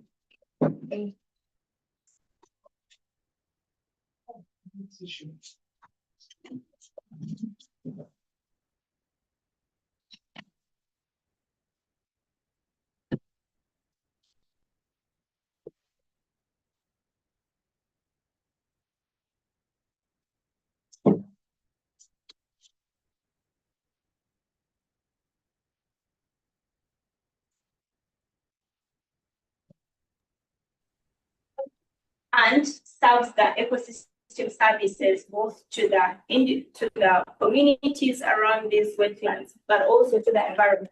All in all, the values seen and heard from the different previous speakers on what wetlands provide to the communities, things that I'm not going to go into.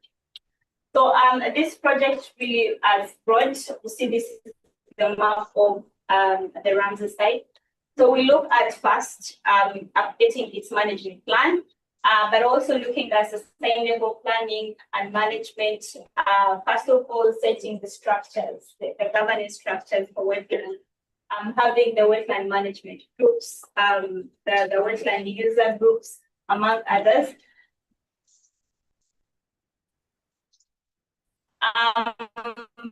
Promoting collaborative restoration of the degraded patches of the Ramsey, and we work with the communities and other institutions to ensure that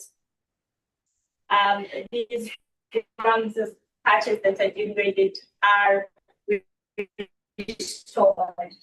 And then we also look at wetland capacity building and conservation awareness, which is really looking at them using these wetlands for their livelihoods.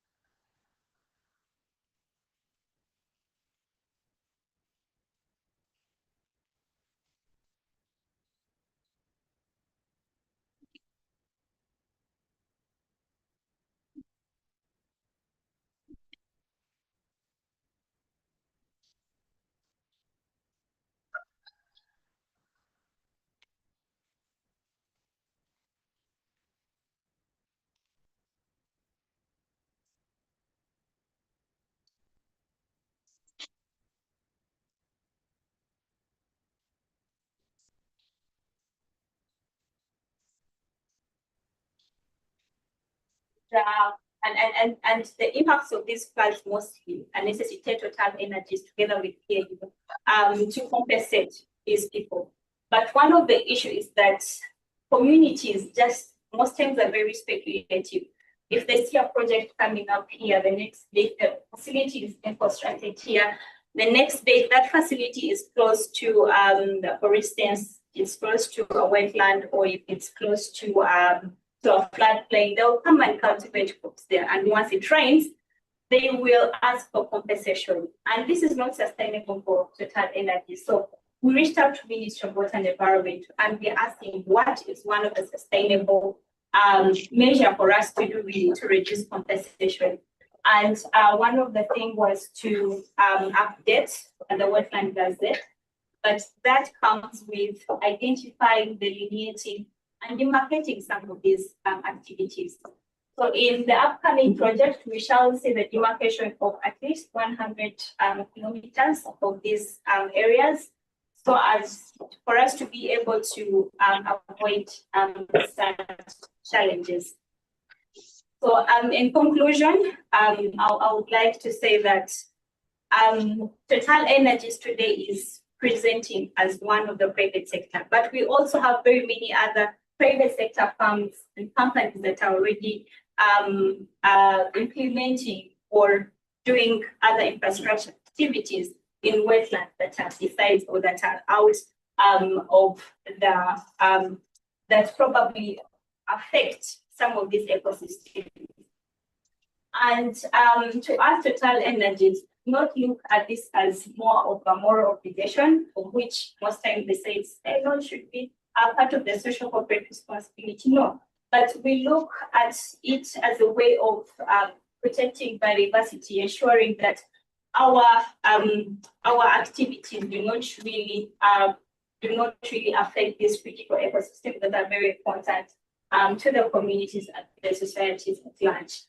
So moving forward, there is need to have a holistic approach whereby these firms of private sector companies are not just working individually, but also looking at a way how they could collaborate with each other and look at how they can harness their different efforts in ensuring that they do not affect or harm the areas where they are implementing activities. As TP, we remain committed to working with various entities, including Nature Uganda and others, on implementing activities that are aligned just with not only to the national commitments on environmental conservation, but also on other aspects that socially harness community livelihoods and keep the integrity of these ecosystems.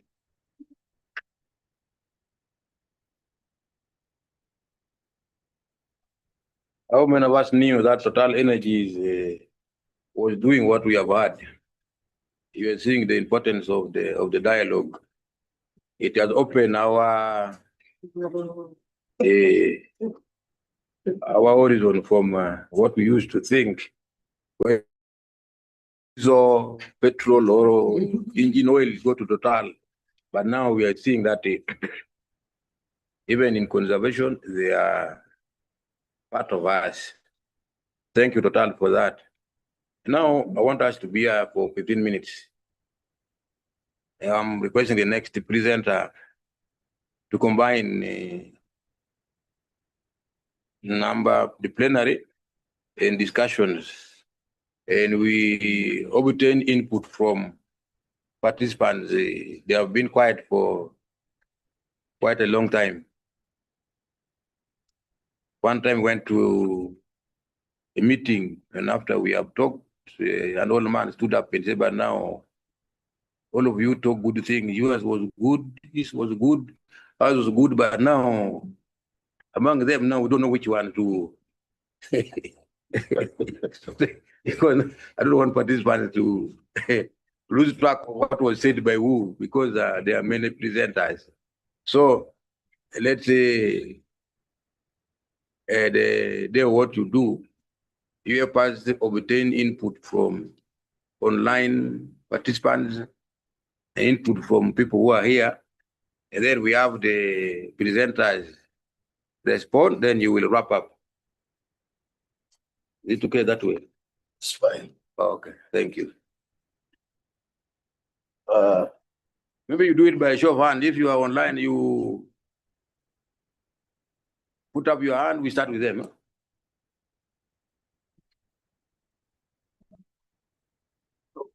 I can talk from here. Yes, I'm going to take you through this session. I'm Leo Kavaru, the Principal Returns Officer. We have heard from the 4 presenters, all talking about traditional knowledge systems, but in different sectors. I will start from you who are here. If you have any subtraction or addition, before you do the wrap up, you raise it to the, you can start from which table, and then to, yes, 1. We have a second person here. Apart from him, you put up your hand. Yes. You have 2, 3. I think we can start from him. Yes.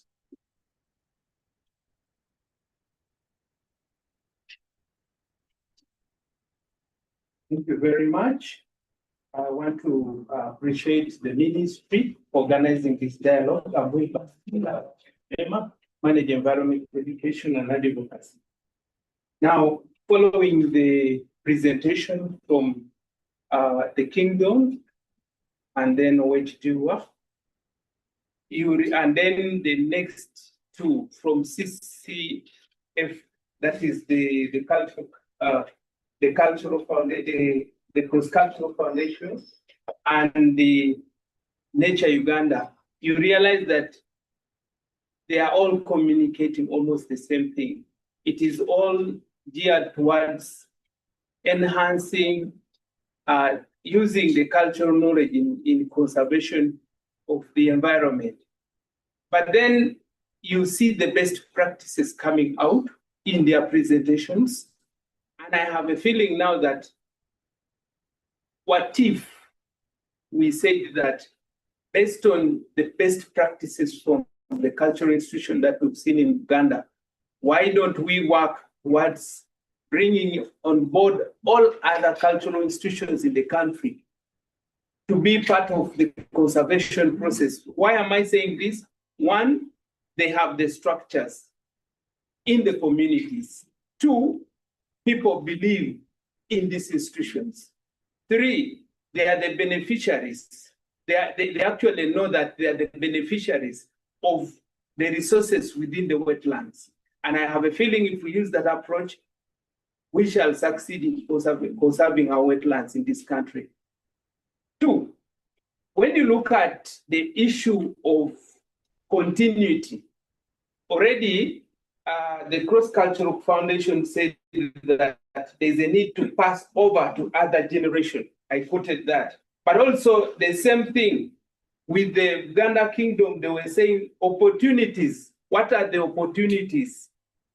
Now, you really see that currently Uganda, the population of Uganda is about the young people in Uganda, the population is about 68–70%, people below the age of 30 years. And these are the stewards of the environment in the next few years. Now, when you look at the cultural knowledge and then the existence of these people, the young people are out completely. They do not understand anything to do with the cultural values.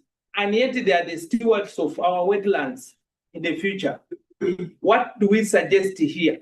We need to take the cultural knowledge to the education institutions so that the stewards will have the values inculcated into them. And that is why the opportunities for Buganda Kingdom is that they have already the education institutions attached to them.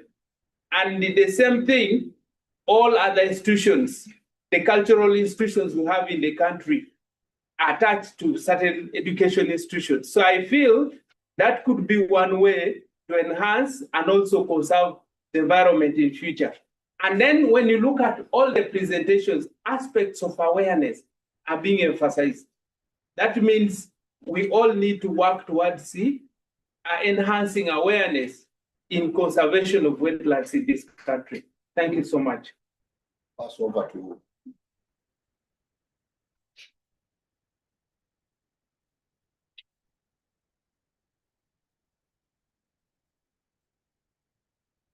Thank you so much. My name is Tony Ofungi. I'm a member of Nature Uganda, but I have other capacities because I'm also a tour operator.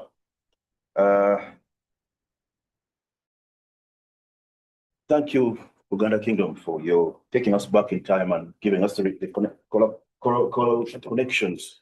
But I can't help to think that as Buganda named very many sites after places and events, I can't help to think that so many years down the road, we might have to change for Lake Victoria because the stench really, that time we would call it Narubale something. But now because it is smelling, I can even smell it from here. In Luganda, I don't know what we would call it. Narubale something. That is a shame, and it's a shame that we are right next door in the ministry. And obviously the results are because of industry down there.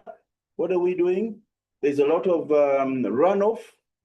I have flown over the Lake Victoria and even, but the lake has turned green right now as we speak. The only blue place that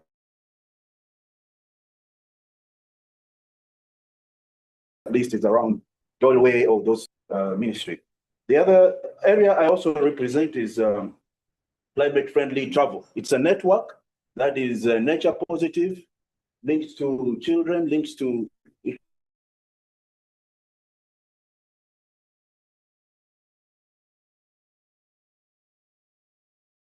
colleague Joseph, I think, from curriculum development. Because why don't we nurture children from the time they are young? We add nature positive waste management into the curriculum, because what is happening is that we are getting a lot of waste, damage, garbage in our an irresponsible use of caveras here. We are using these bottles here. They are single use, but we, as part of nature positive, we need to be going away from that. We need to be using refillables, and that should start with the ministry. I also represent an advocate for Bugoma Forest. Why didn't Bugoma Forest, why wasn't it gazetted as a national park? Echuya was mentioned, there was a Pianupe, there was a third one, but it is a shame that we are seeing what is happening in Bugoma Forest, because I was there in August. Chimpanzees, there is a lot of, what do you call it? The trees are being felled. Yet this is supposed to be an offset area for example, Kibale, is it Kibale, the national, the new airport. Kabale now, because it's going to, I mean, it doesn't make sense that we are not working, we are all working individually. For my colleague in climate heritage, I was quite impressed, but I've been to Panyimur, by the way, it's my mother's village, but I've been to Sezibwa, and much as there's rituals going on, and people are observing the norms and cultures and giving their sacrifices, they are using kavera. You find them taking, I don't know, my husband has done, I need to give a bath, I want him back, but she's taking, I don't know what they call them, these offerings they make in kavera, and you find kaveras all splintered around. What a big shame. Lastly, I've done some work with Total. When Total was doing their ESIA, I must say I was associated with the baseline survey on the tourism front. They're doing a great job, but still there is that eyesore of the big rigs in the national park. You don't want to see that when you are on a game drive, and I think the animals are running away because of that. But that said, Total has really mitigated and and done a great job. Thank you so much. Whoever in your After him, we are going to get those online too, and then we say how to. Yes. All right. Thank you for this distinguished honor to address this August House. My name is Mururi John Bosco, part of the team from Totem Trails Africa, here together with the team from Uganda Kingdom. Mine is to start with a commendation to the gentleman that highlighted the engagement of the young ones in this conservation sustainability. And with this, I want to challenge us to involve digital tools in our conservation practices. How best can we engage the young ones or the youth? It is by the use of digital tools, because most of them are actually engaged on digital platforms. So looking at digital platforms, it is where we thought of a brilliant idea of engaging them on the idea of games. Most of these are actually not so much into conservation because they are basically bored by how it's taught. How about if we brought a perspective that we can introduce to them conservation games? That's where we picked up the idea of Totem Trails, and we're still building it together with our comrades here. I'm grateful to listen in and blessed to be part of this cohort.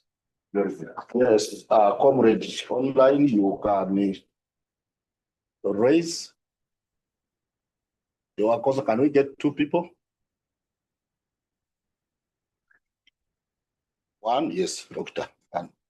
Thank you, and the presenters.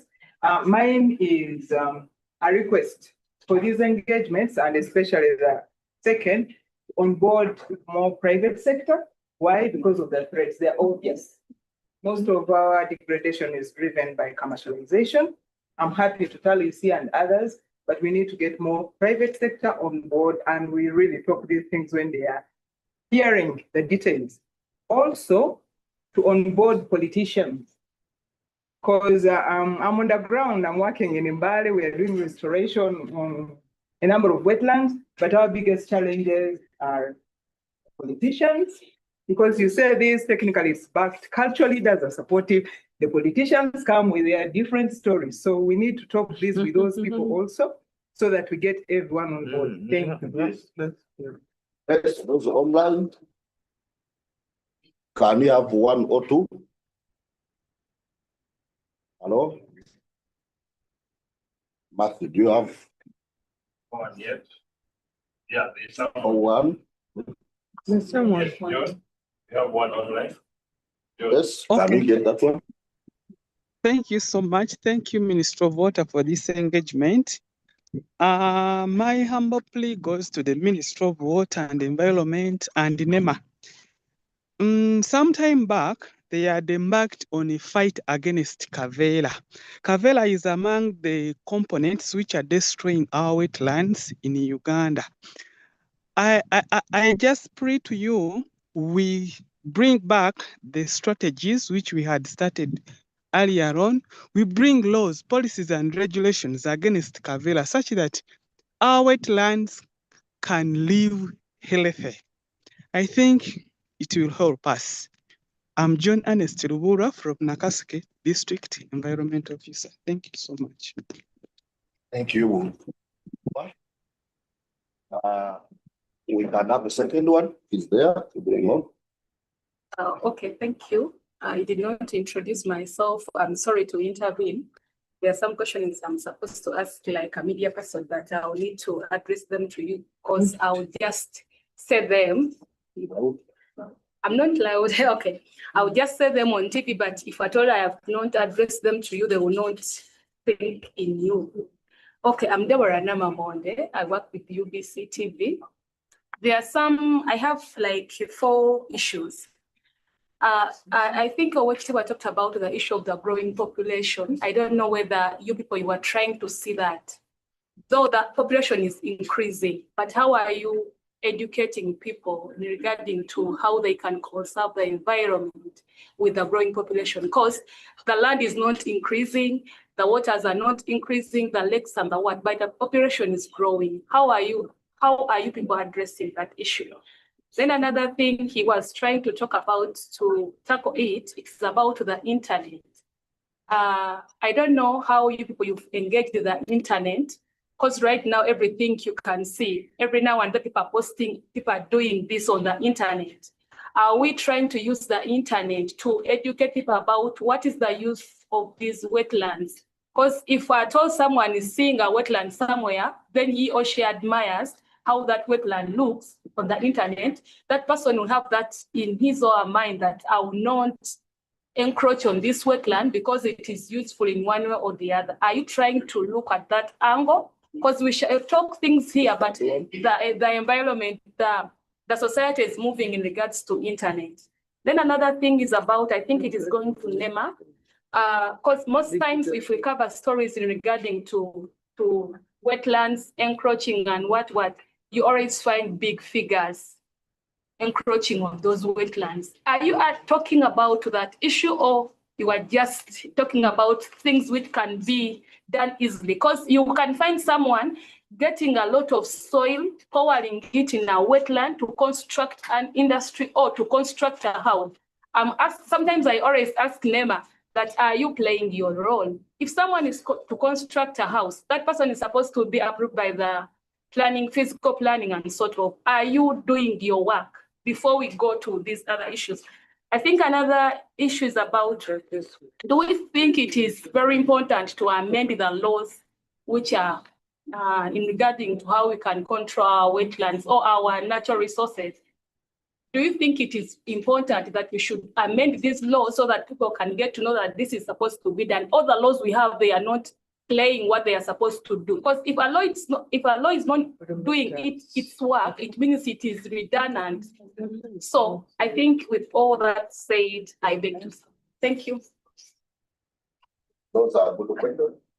Can we get one online? We have one person. We have the comment in the chat. Yes. How effectiveness or how effective are these strategies towards restoration of wetlands? Wetlands. That's what we are discussing. How effective the traditional indigenous knowledge in restoring wetlands. Let me get you. There's another one. Then you. There's another one. Have a hand? Okay, after him. Yes, thank you so much. Mine is regard to engagement of the academia, because that's where I come from. Like I said, I come from the regional center of urban research program at Macquarie University. But I think components to do with the connected research sometimes are also lacking. And I think when you try to reach out to the private sector, you don't know who to go to exactly. So it becomes rather challenging to work with them, or probably it is easier to work with civil society because they respond easier. Their lines, management lines are quite easy to identify. So I think I could speak directly to that if there are any opportunities of conducting research. Because Macquarie University in the NDP4 is organized as the coordinating entity for urban research since the urban agenda, the National Urban Research Agenda was created for the NDP4. So I wish that probably open up opportunities, as you say, that there's a partnership opportunity or an opportunity for collaboration. So in research, I think that opportunity is available already at Macquarie. We could find out how we interlink this. The other thing is basically to do with building the skill capacities, knowledge and practical capacities of young people within the institutions, academic institutions.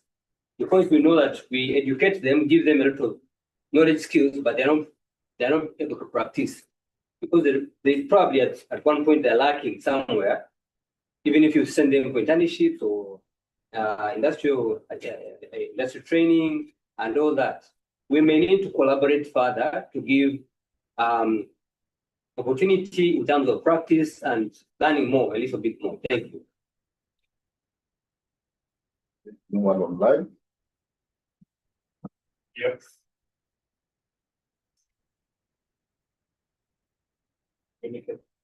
Are you there? Online. Monday. Monday, please. Are you there, Amanda? Nobody's there. Cosma, please. Hello. Yes, thank you for the opportunity. My name is Arho Cosma, a student from Makerere University pursuing Masters in Geographical Sciences. I'm actually very humbled for this evening session about restoration of wetlands. Actually, I happen to wish to conduct about the effectiveness of these strategies towards restoration of river systems, of wetlands. I'm really happy for this discussion. I actually wish that after this, if I can get direct contacts for people from Ministry of Water and Environment, I see how you can really help me do my research, because I want to see what is wrong, what is going on wrong. We see very many strategies have been put down, but still wetlands and river systems are continuing to face challenges here and there. So I want to look at how effective, what is wrong. I want to look on that gap. So I wish that I should be helped more after this session. I beg to stop here. Okay, thank you, Cosma. The second one? Yeah, we have 3 hands now. Yeah, thank you, moderator. I'm called Monday Gideon, and I work with NEMA. And I want to appreciate this dialogue. It has been so productive. And I would like also to supplement on what our colleagues have already mentioned. And particularly, I want to begin by talking about wetland degradation, the rate at which we are degrading the wetlands and the rate at which we are trying to conserve them. Actually, degradation is much greater than the conservation.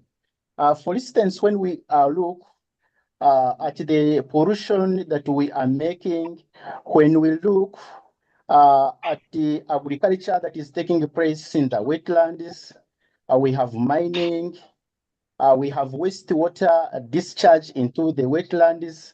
All of these are quite alarming, and we need to step up to ensure that we counteract this rate of degradation.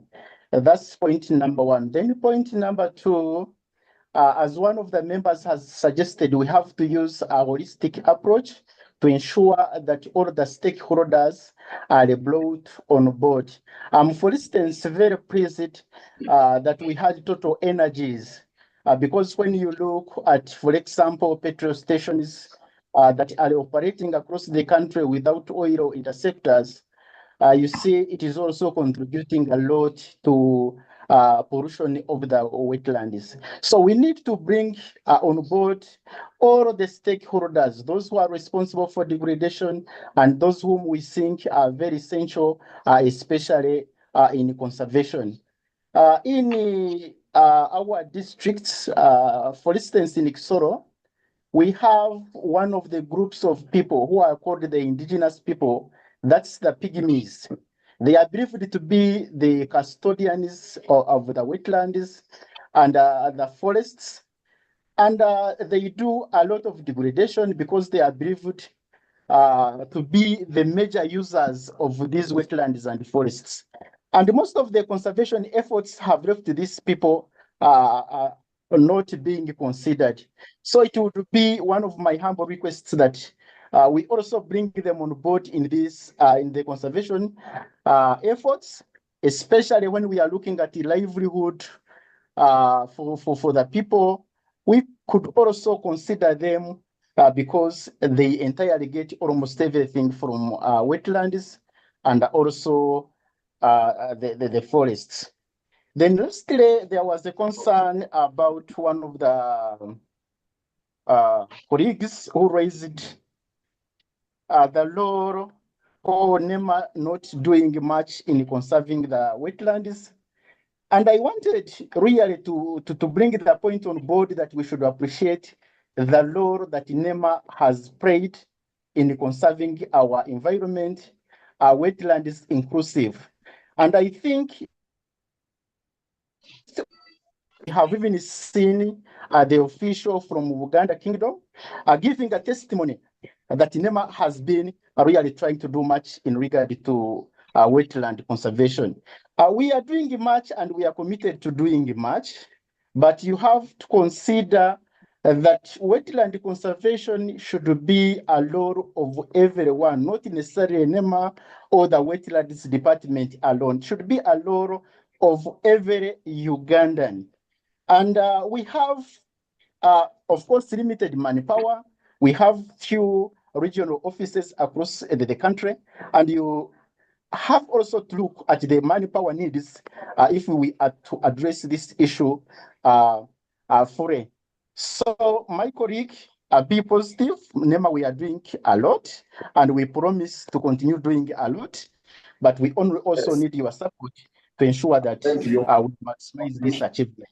Thank you very much. Okay, thank you. Can we agree that we take in two more? And the two would pray that you are talking about wetlands and traditional knowledge and how we are celebrating cultural heritage. Beyond that one, we shall have another day to handle issues of environment management. But for now, the two who are going to contribute, make sure you are within issues to do with the wetlands and traditional knowledge. Yeah, thank you. Leo, please. That's something. Yes. Yes, thank you so much, colleagues and the presenters. I'm Deogratius Tumhaise, Wetlands Officer from Mbale region.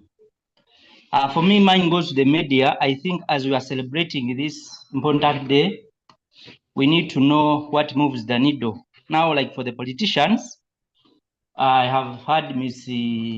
Olivia Namamonde of UBC. So, Ms. Namamonde, you have to think of how best we can package the cultural knowledge of environmental conservation and put it in line with the parish development model, because now this is what the politician needs to hear from us. So as conservationists, how is the cultural knowledge linking into our traditional, then our PDM? Then you'll have the politician buying your ear. Thank you so much. Thank you very much. Thank you all the presenters that made their communications. I'm Joseph from the Curriculum Center. My input would be that many people have recommended community awareness and education initiatives. A child in primary will write for you a very wonderful essay about wetlands, but will throw the cavera. So we ask ourselves, why does that happen?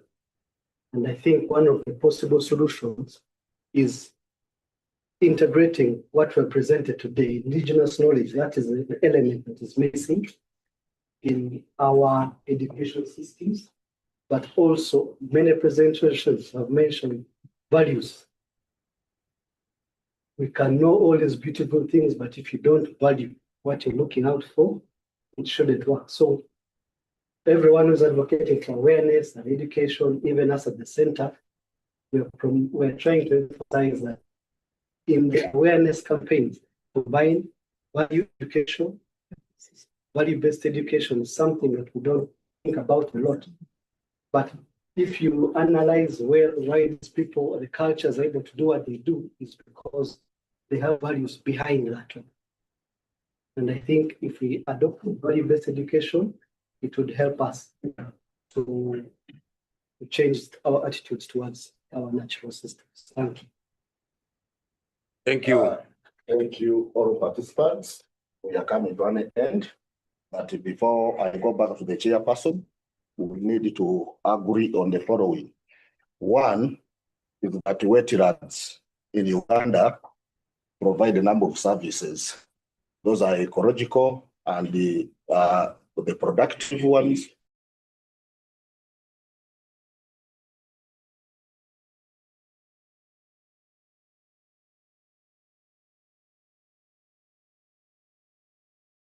Now people here are agitating for politicians. They are saying they are key. Yet for us, we are saying traditional leaders, institutions, religious leaders, and so on, they are key.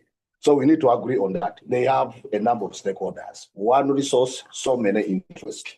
That is clear. Three, that wetlands existed before any of us. That is important to take.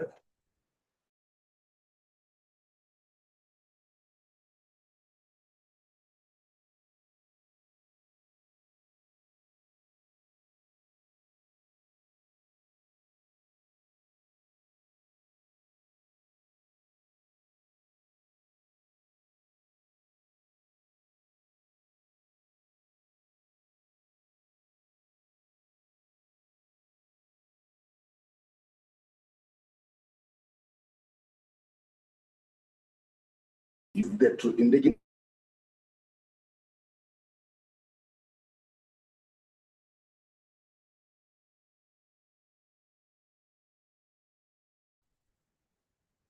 the answer is with you.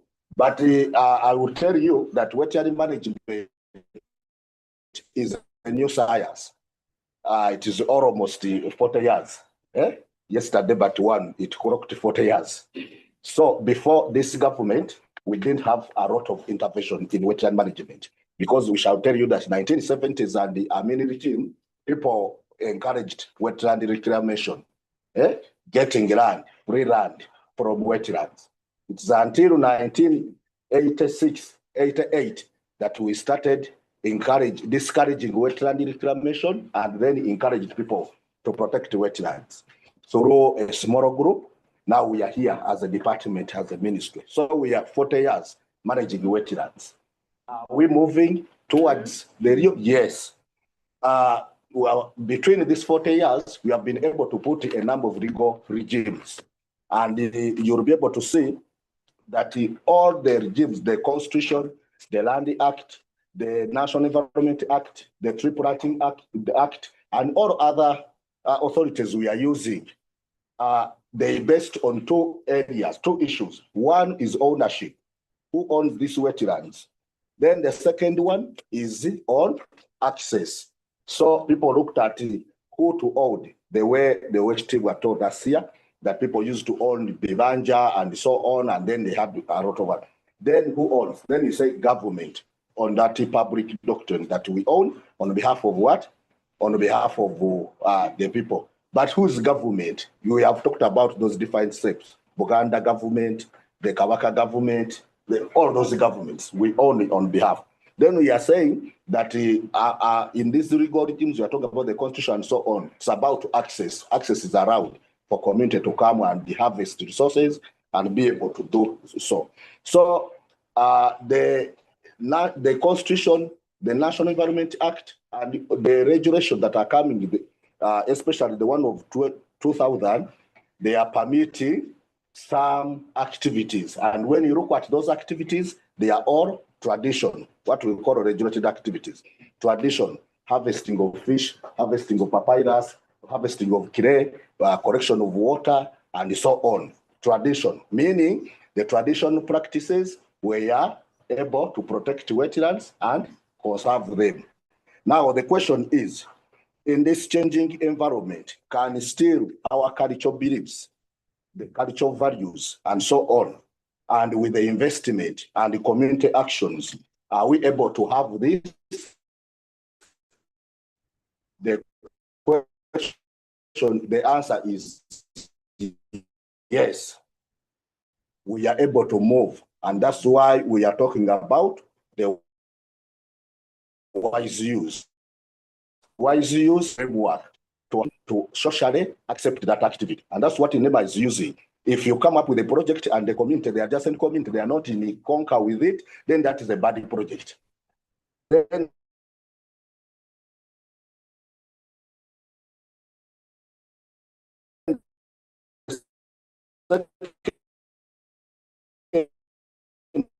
the one should be regarded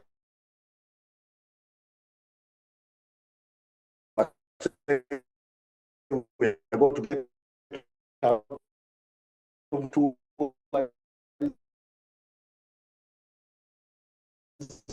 so on, but you want to construct it in the middle of Ruby. Okay, but location is important. That is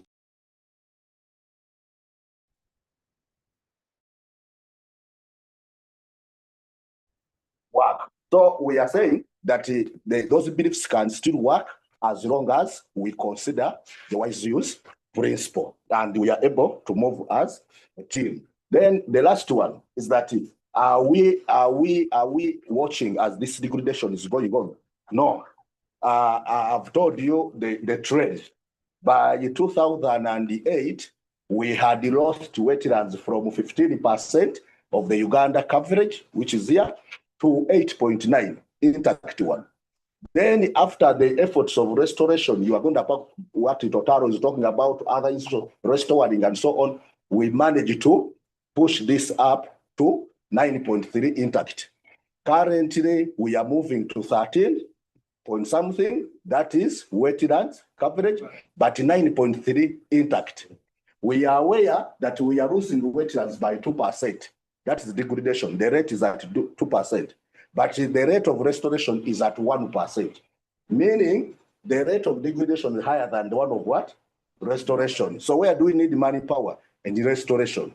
We need more effort to see that we restore using all means, effective enforcement one, eviction by NEMA, the participatory one, which we are using as Minister of Water, the participatory one, which Tiba has talked about, you are encouraging that side. You know, Total, they are not evicting, but they are using participatory and so on, so that we can have a match. So the research shows that by 2040, if nothing has done, then we are going to lose everything, the way that we have. So we are saying we need the concerted efforts to do restoration using all approaches, including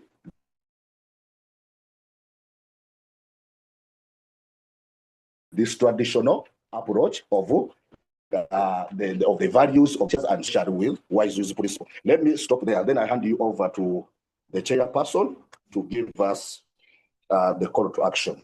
Thank you. Yes, thank you. Let me give you what I learned when I was a student of evolution in 1997. And what I learned was that this world we live in has been around for 4.5 billion years. And in these years, we have got more than 5 mass extinctions.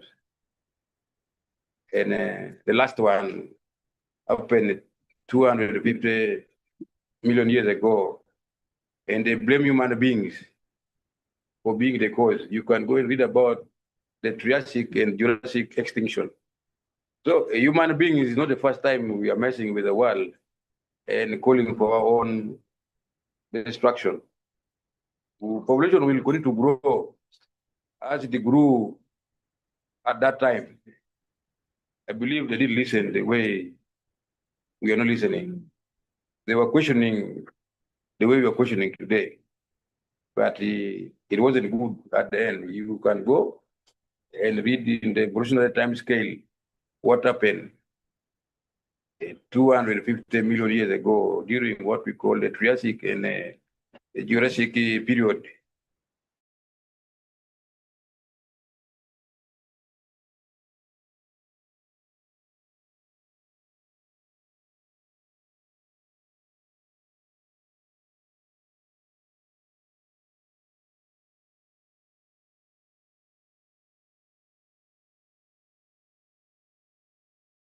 Presentation. Is there any presenter with something to respond to, which was directed to you? I think there was one on Kavera to NEMA. Although NEMA didn't present, but if you are an authority, wherever you are, if your presence is always known that you are there. So They knew you were here, and there's a question for you. Go to Cabrera. But what I can say is what I know is that there is a strategy on managing Cabrera. Vietnam is trying to tell us to follow what we call a circular model of production where you keep waste within the production system and you eliminate as little as possible. And you recycle the ones you can recycle. They will talk better about what I know that there is an effort, even a strategy in place, targeting management of Cavera, how we should do, encourage industries not to produce Cavera which end up in the environment easily. And once it happens there should be mechanisms in place to recycle them so that they are out of our environment. But the authority, they will talk better on that. But I would want to say that now I'm grateful for your contribution, which I was honored to have your presence in that. Why the words of council, which it doesn't come from young people, it is the elders like you who can give such words of wisdom. And for everybody who presented, and I would pray that you leave your presentations with the secretariat so that at the end of the day, all of us will receive an updated or the copy which is now contains all the presentations so that we are able to learn from each organization what they are doing and we enrich our knowledge. So thank you for those who stayed and the class was attentive. We appreciate that. And we know that this is to Monday's event. Let's turn up early on Monday in the National Forestry Ground and we celebrate wetlands. We have so many activities going on and there are a lot of things you are going to learn. And when we are there, you will get new things. You will get to learn that in this Uganda here, we have people who are making efforts in protecting our environment, in protecting our wetlands. Before I adjourn the meeting, maybe is it Kilai or am I going to talk about the Cavera issue? Okay. Can you give me the microphone in 1 minute? What are you doing?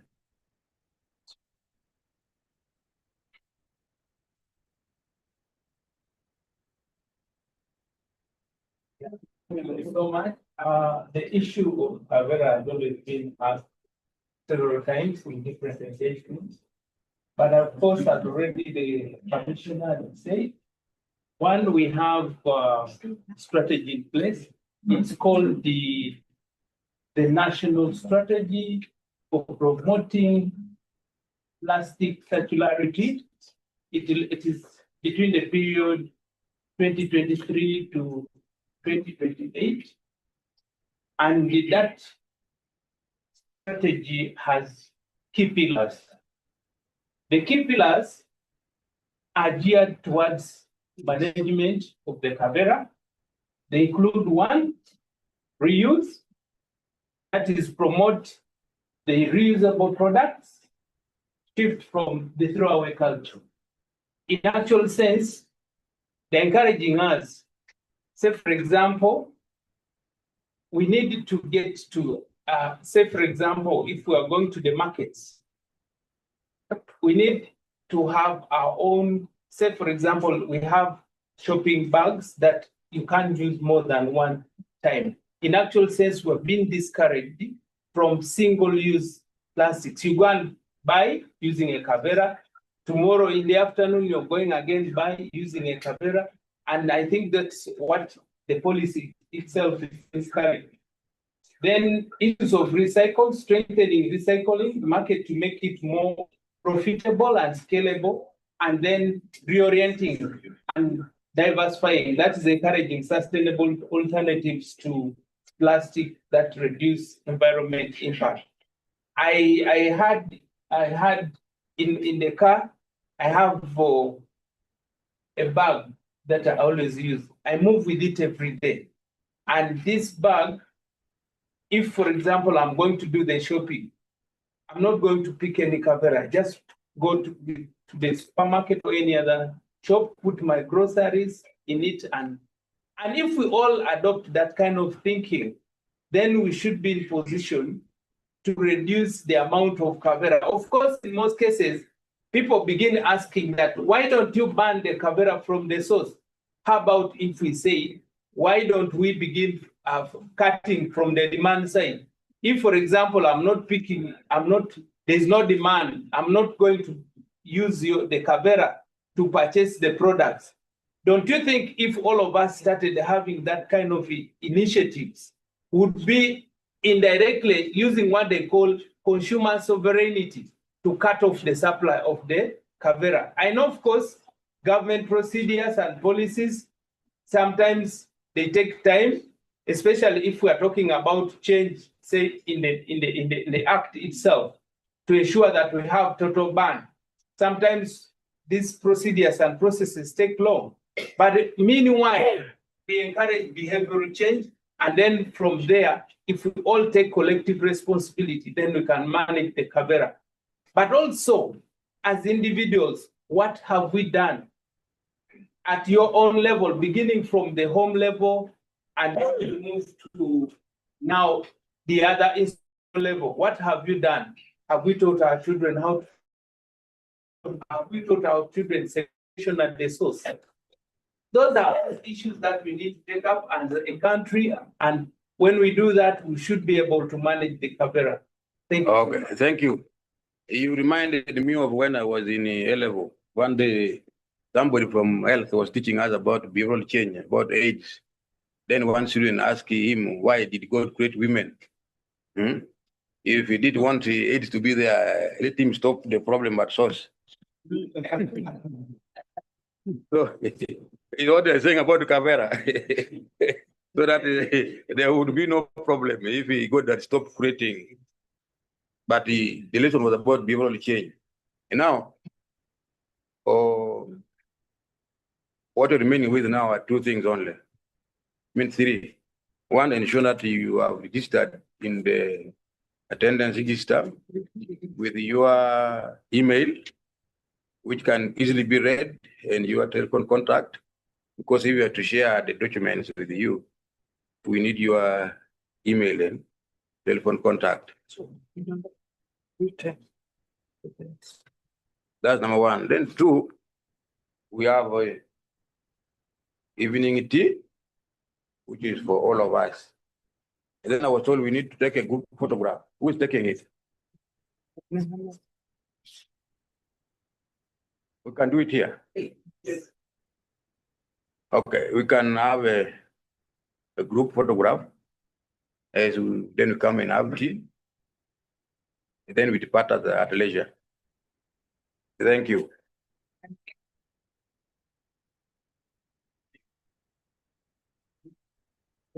And it's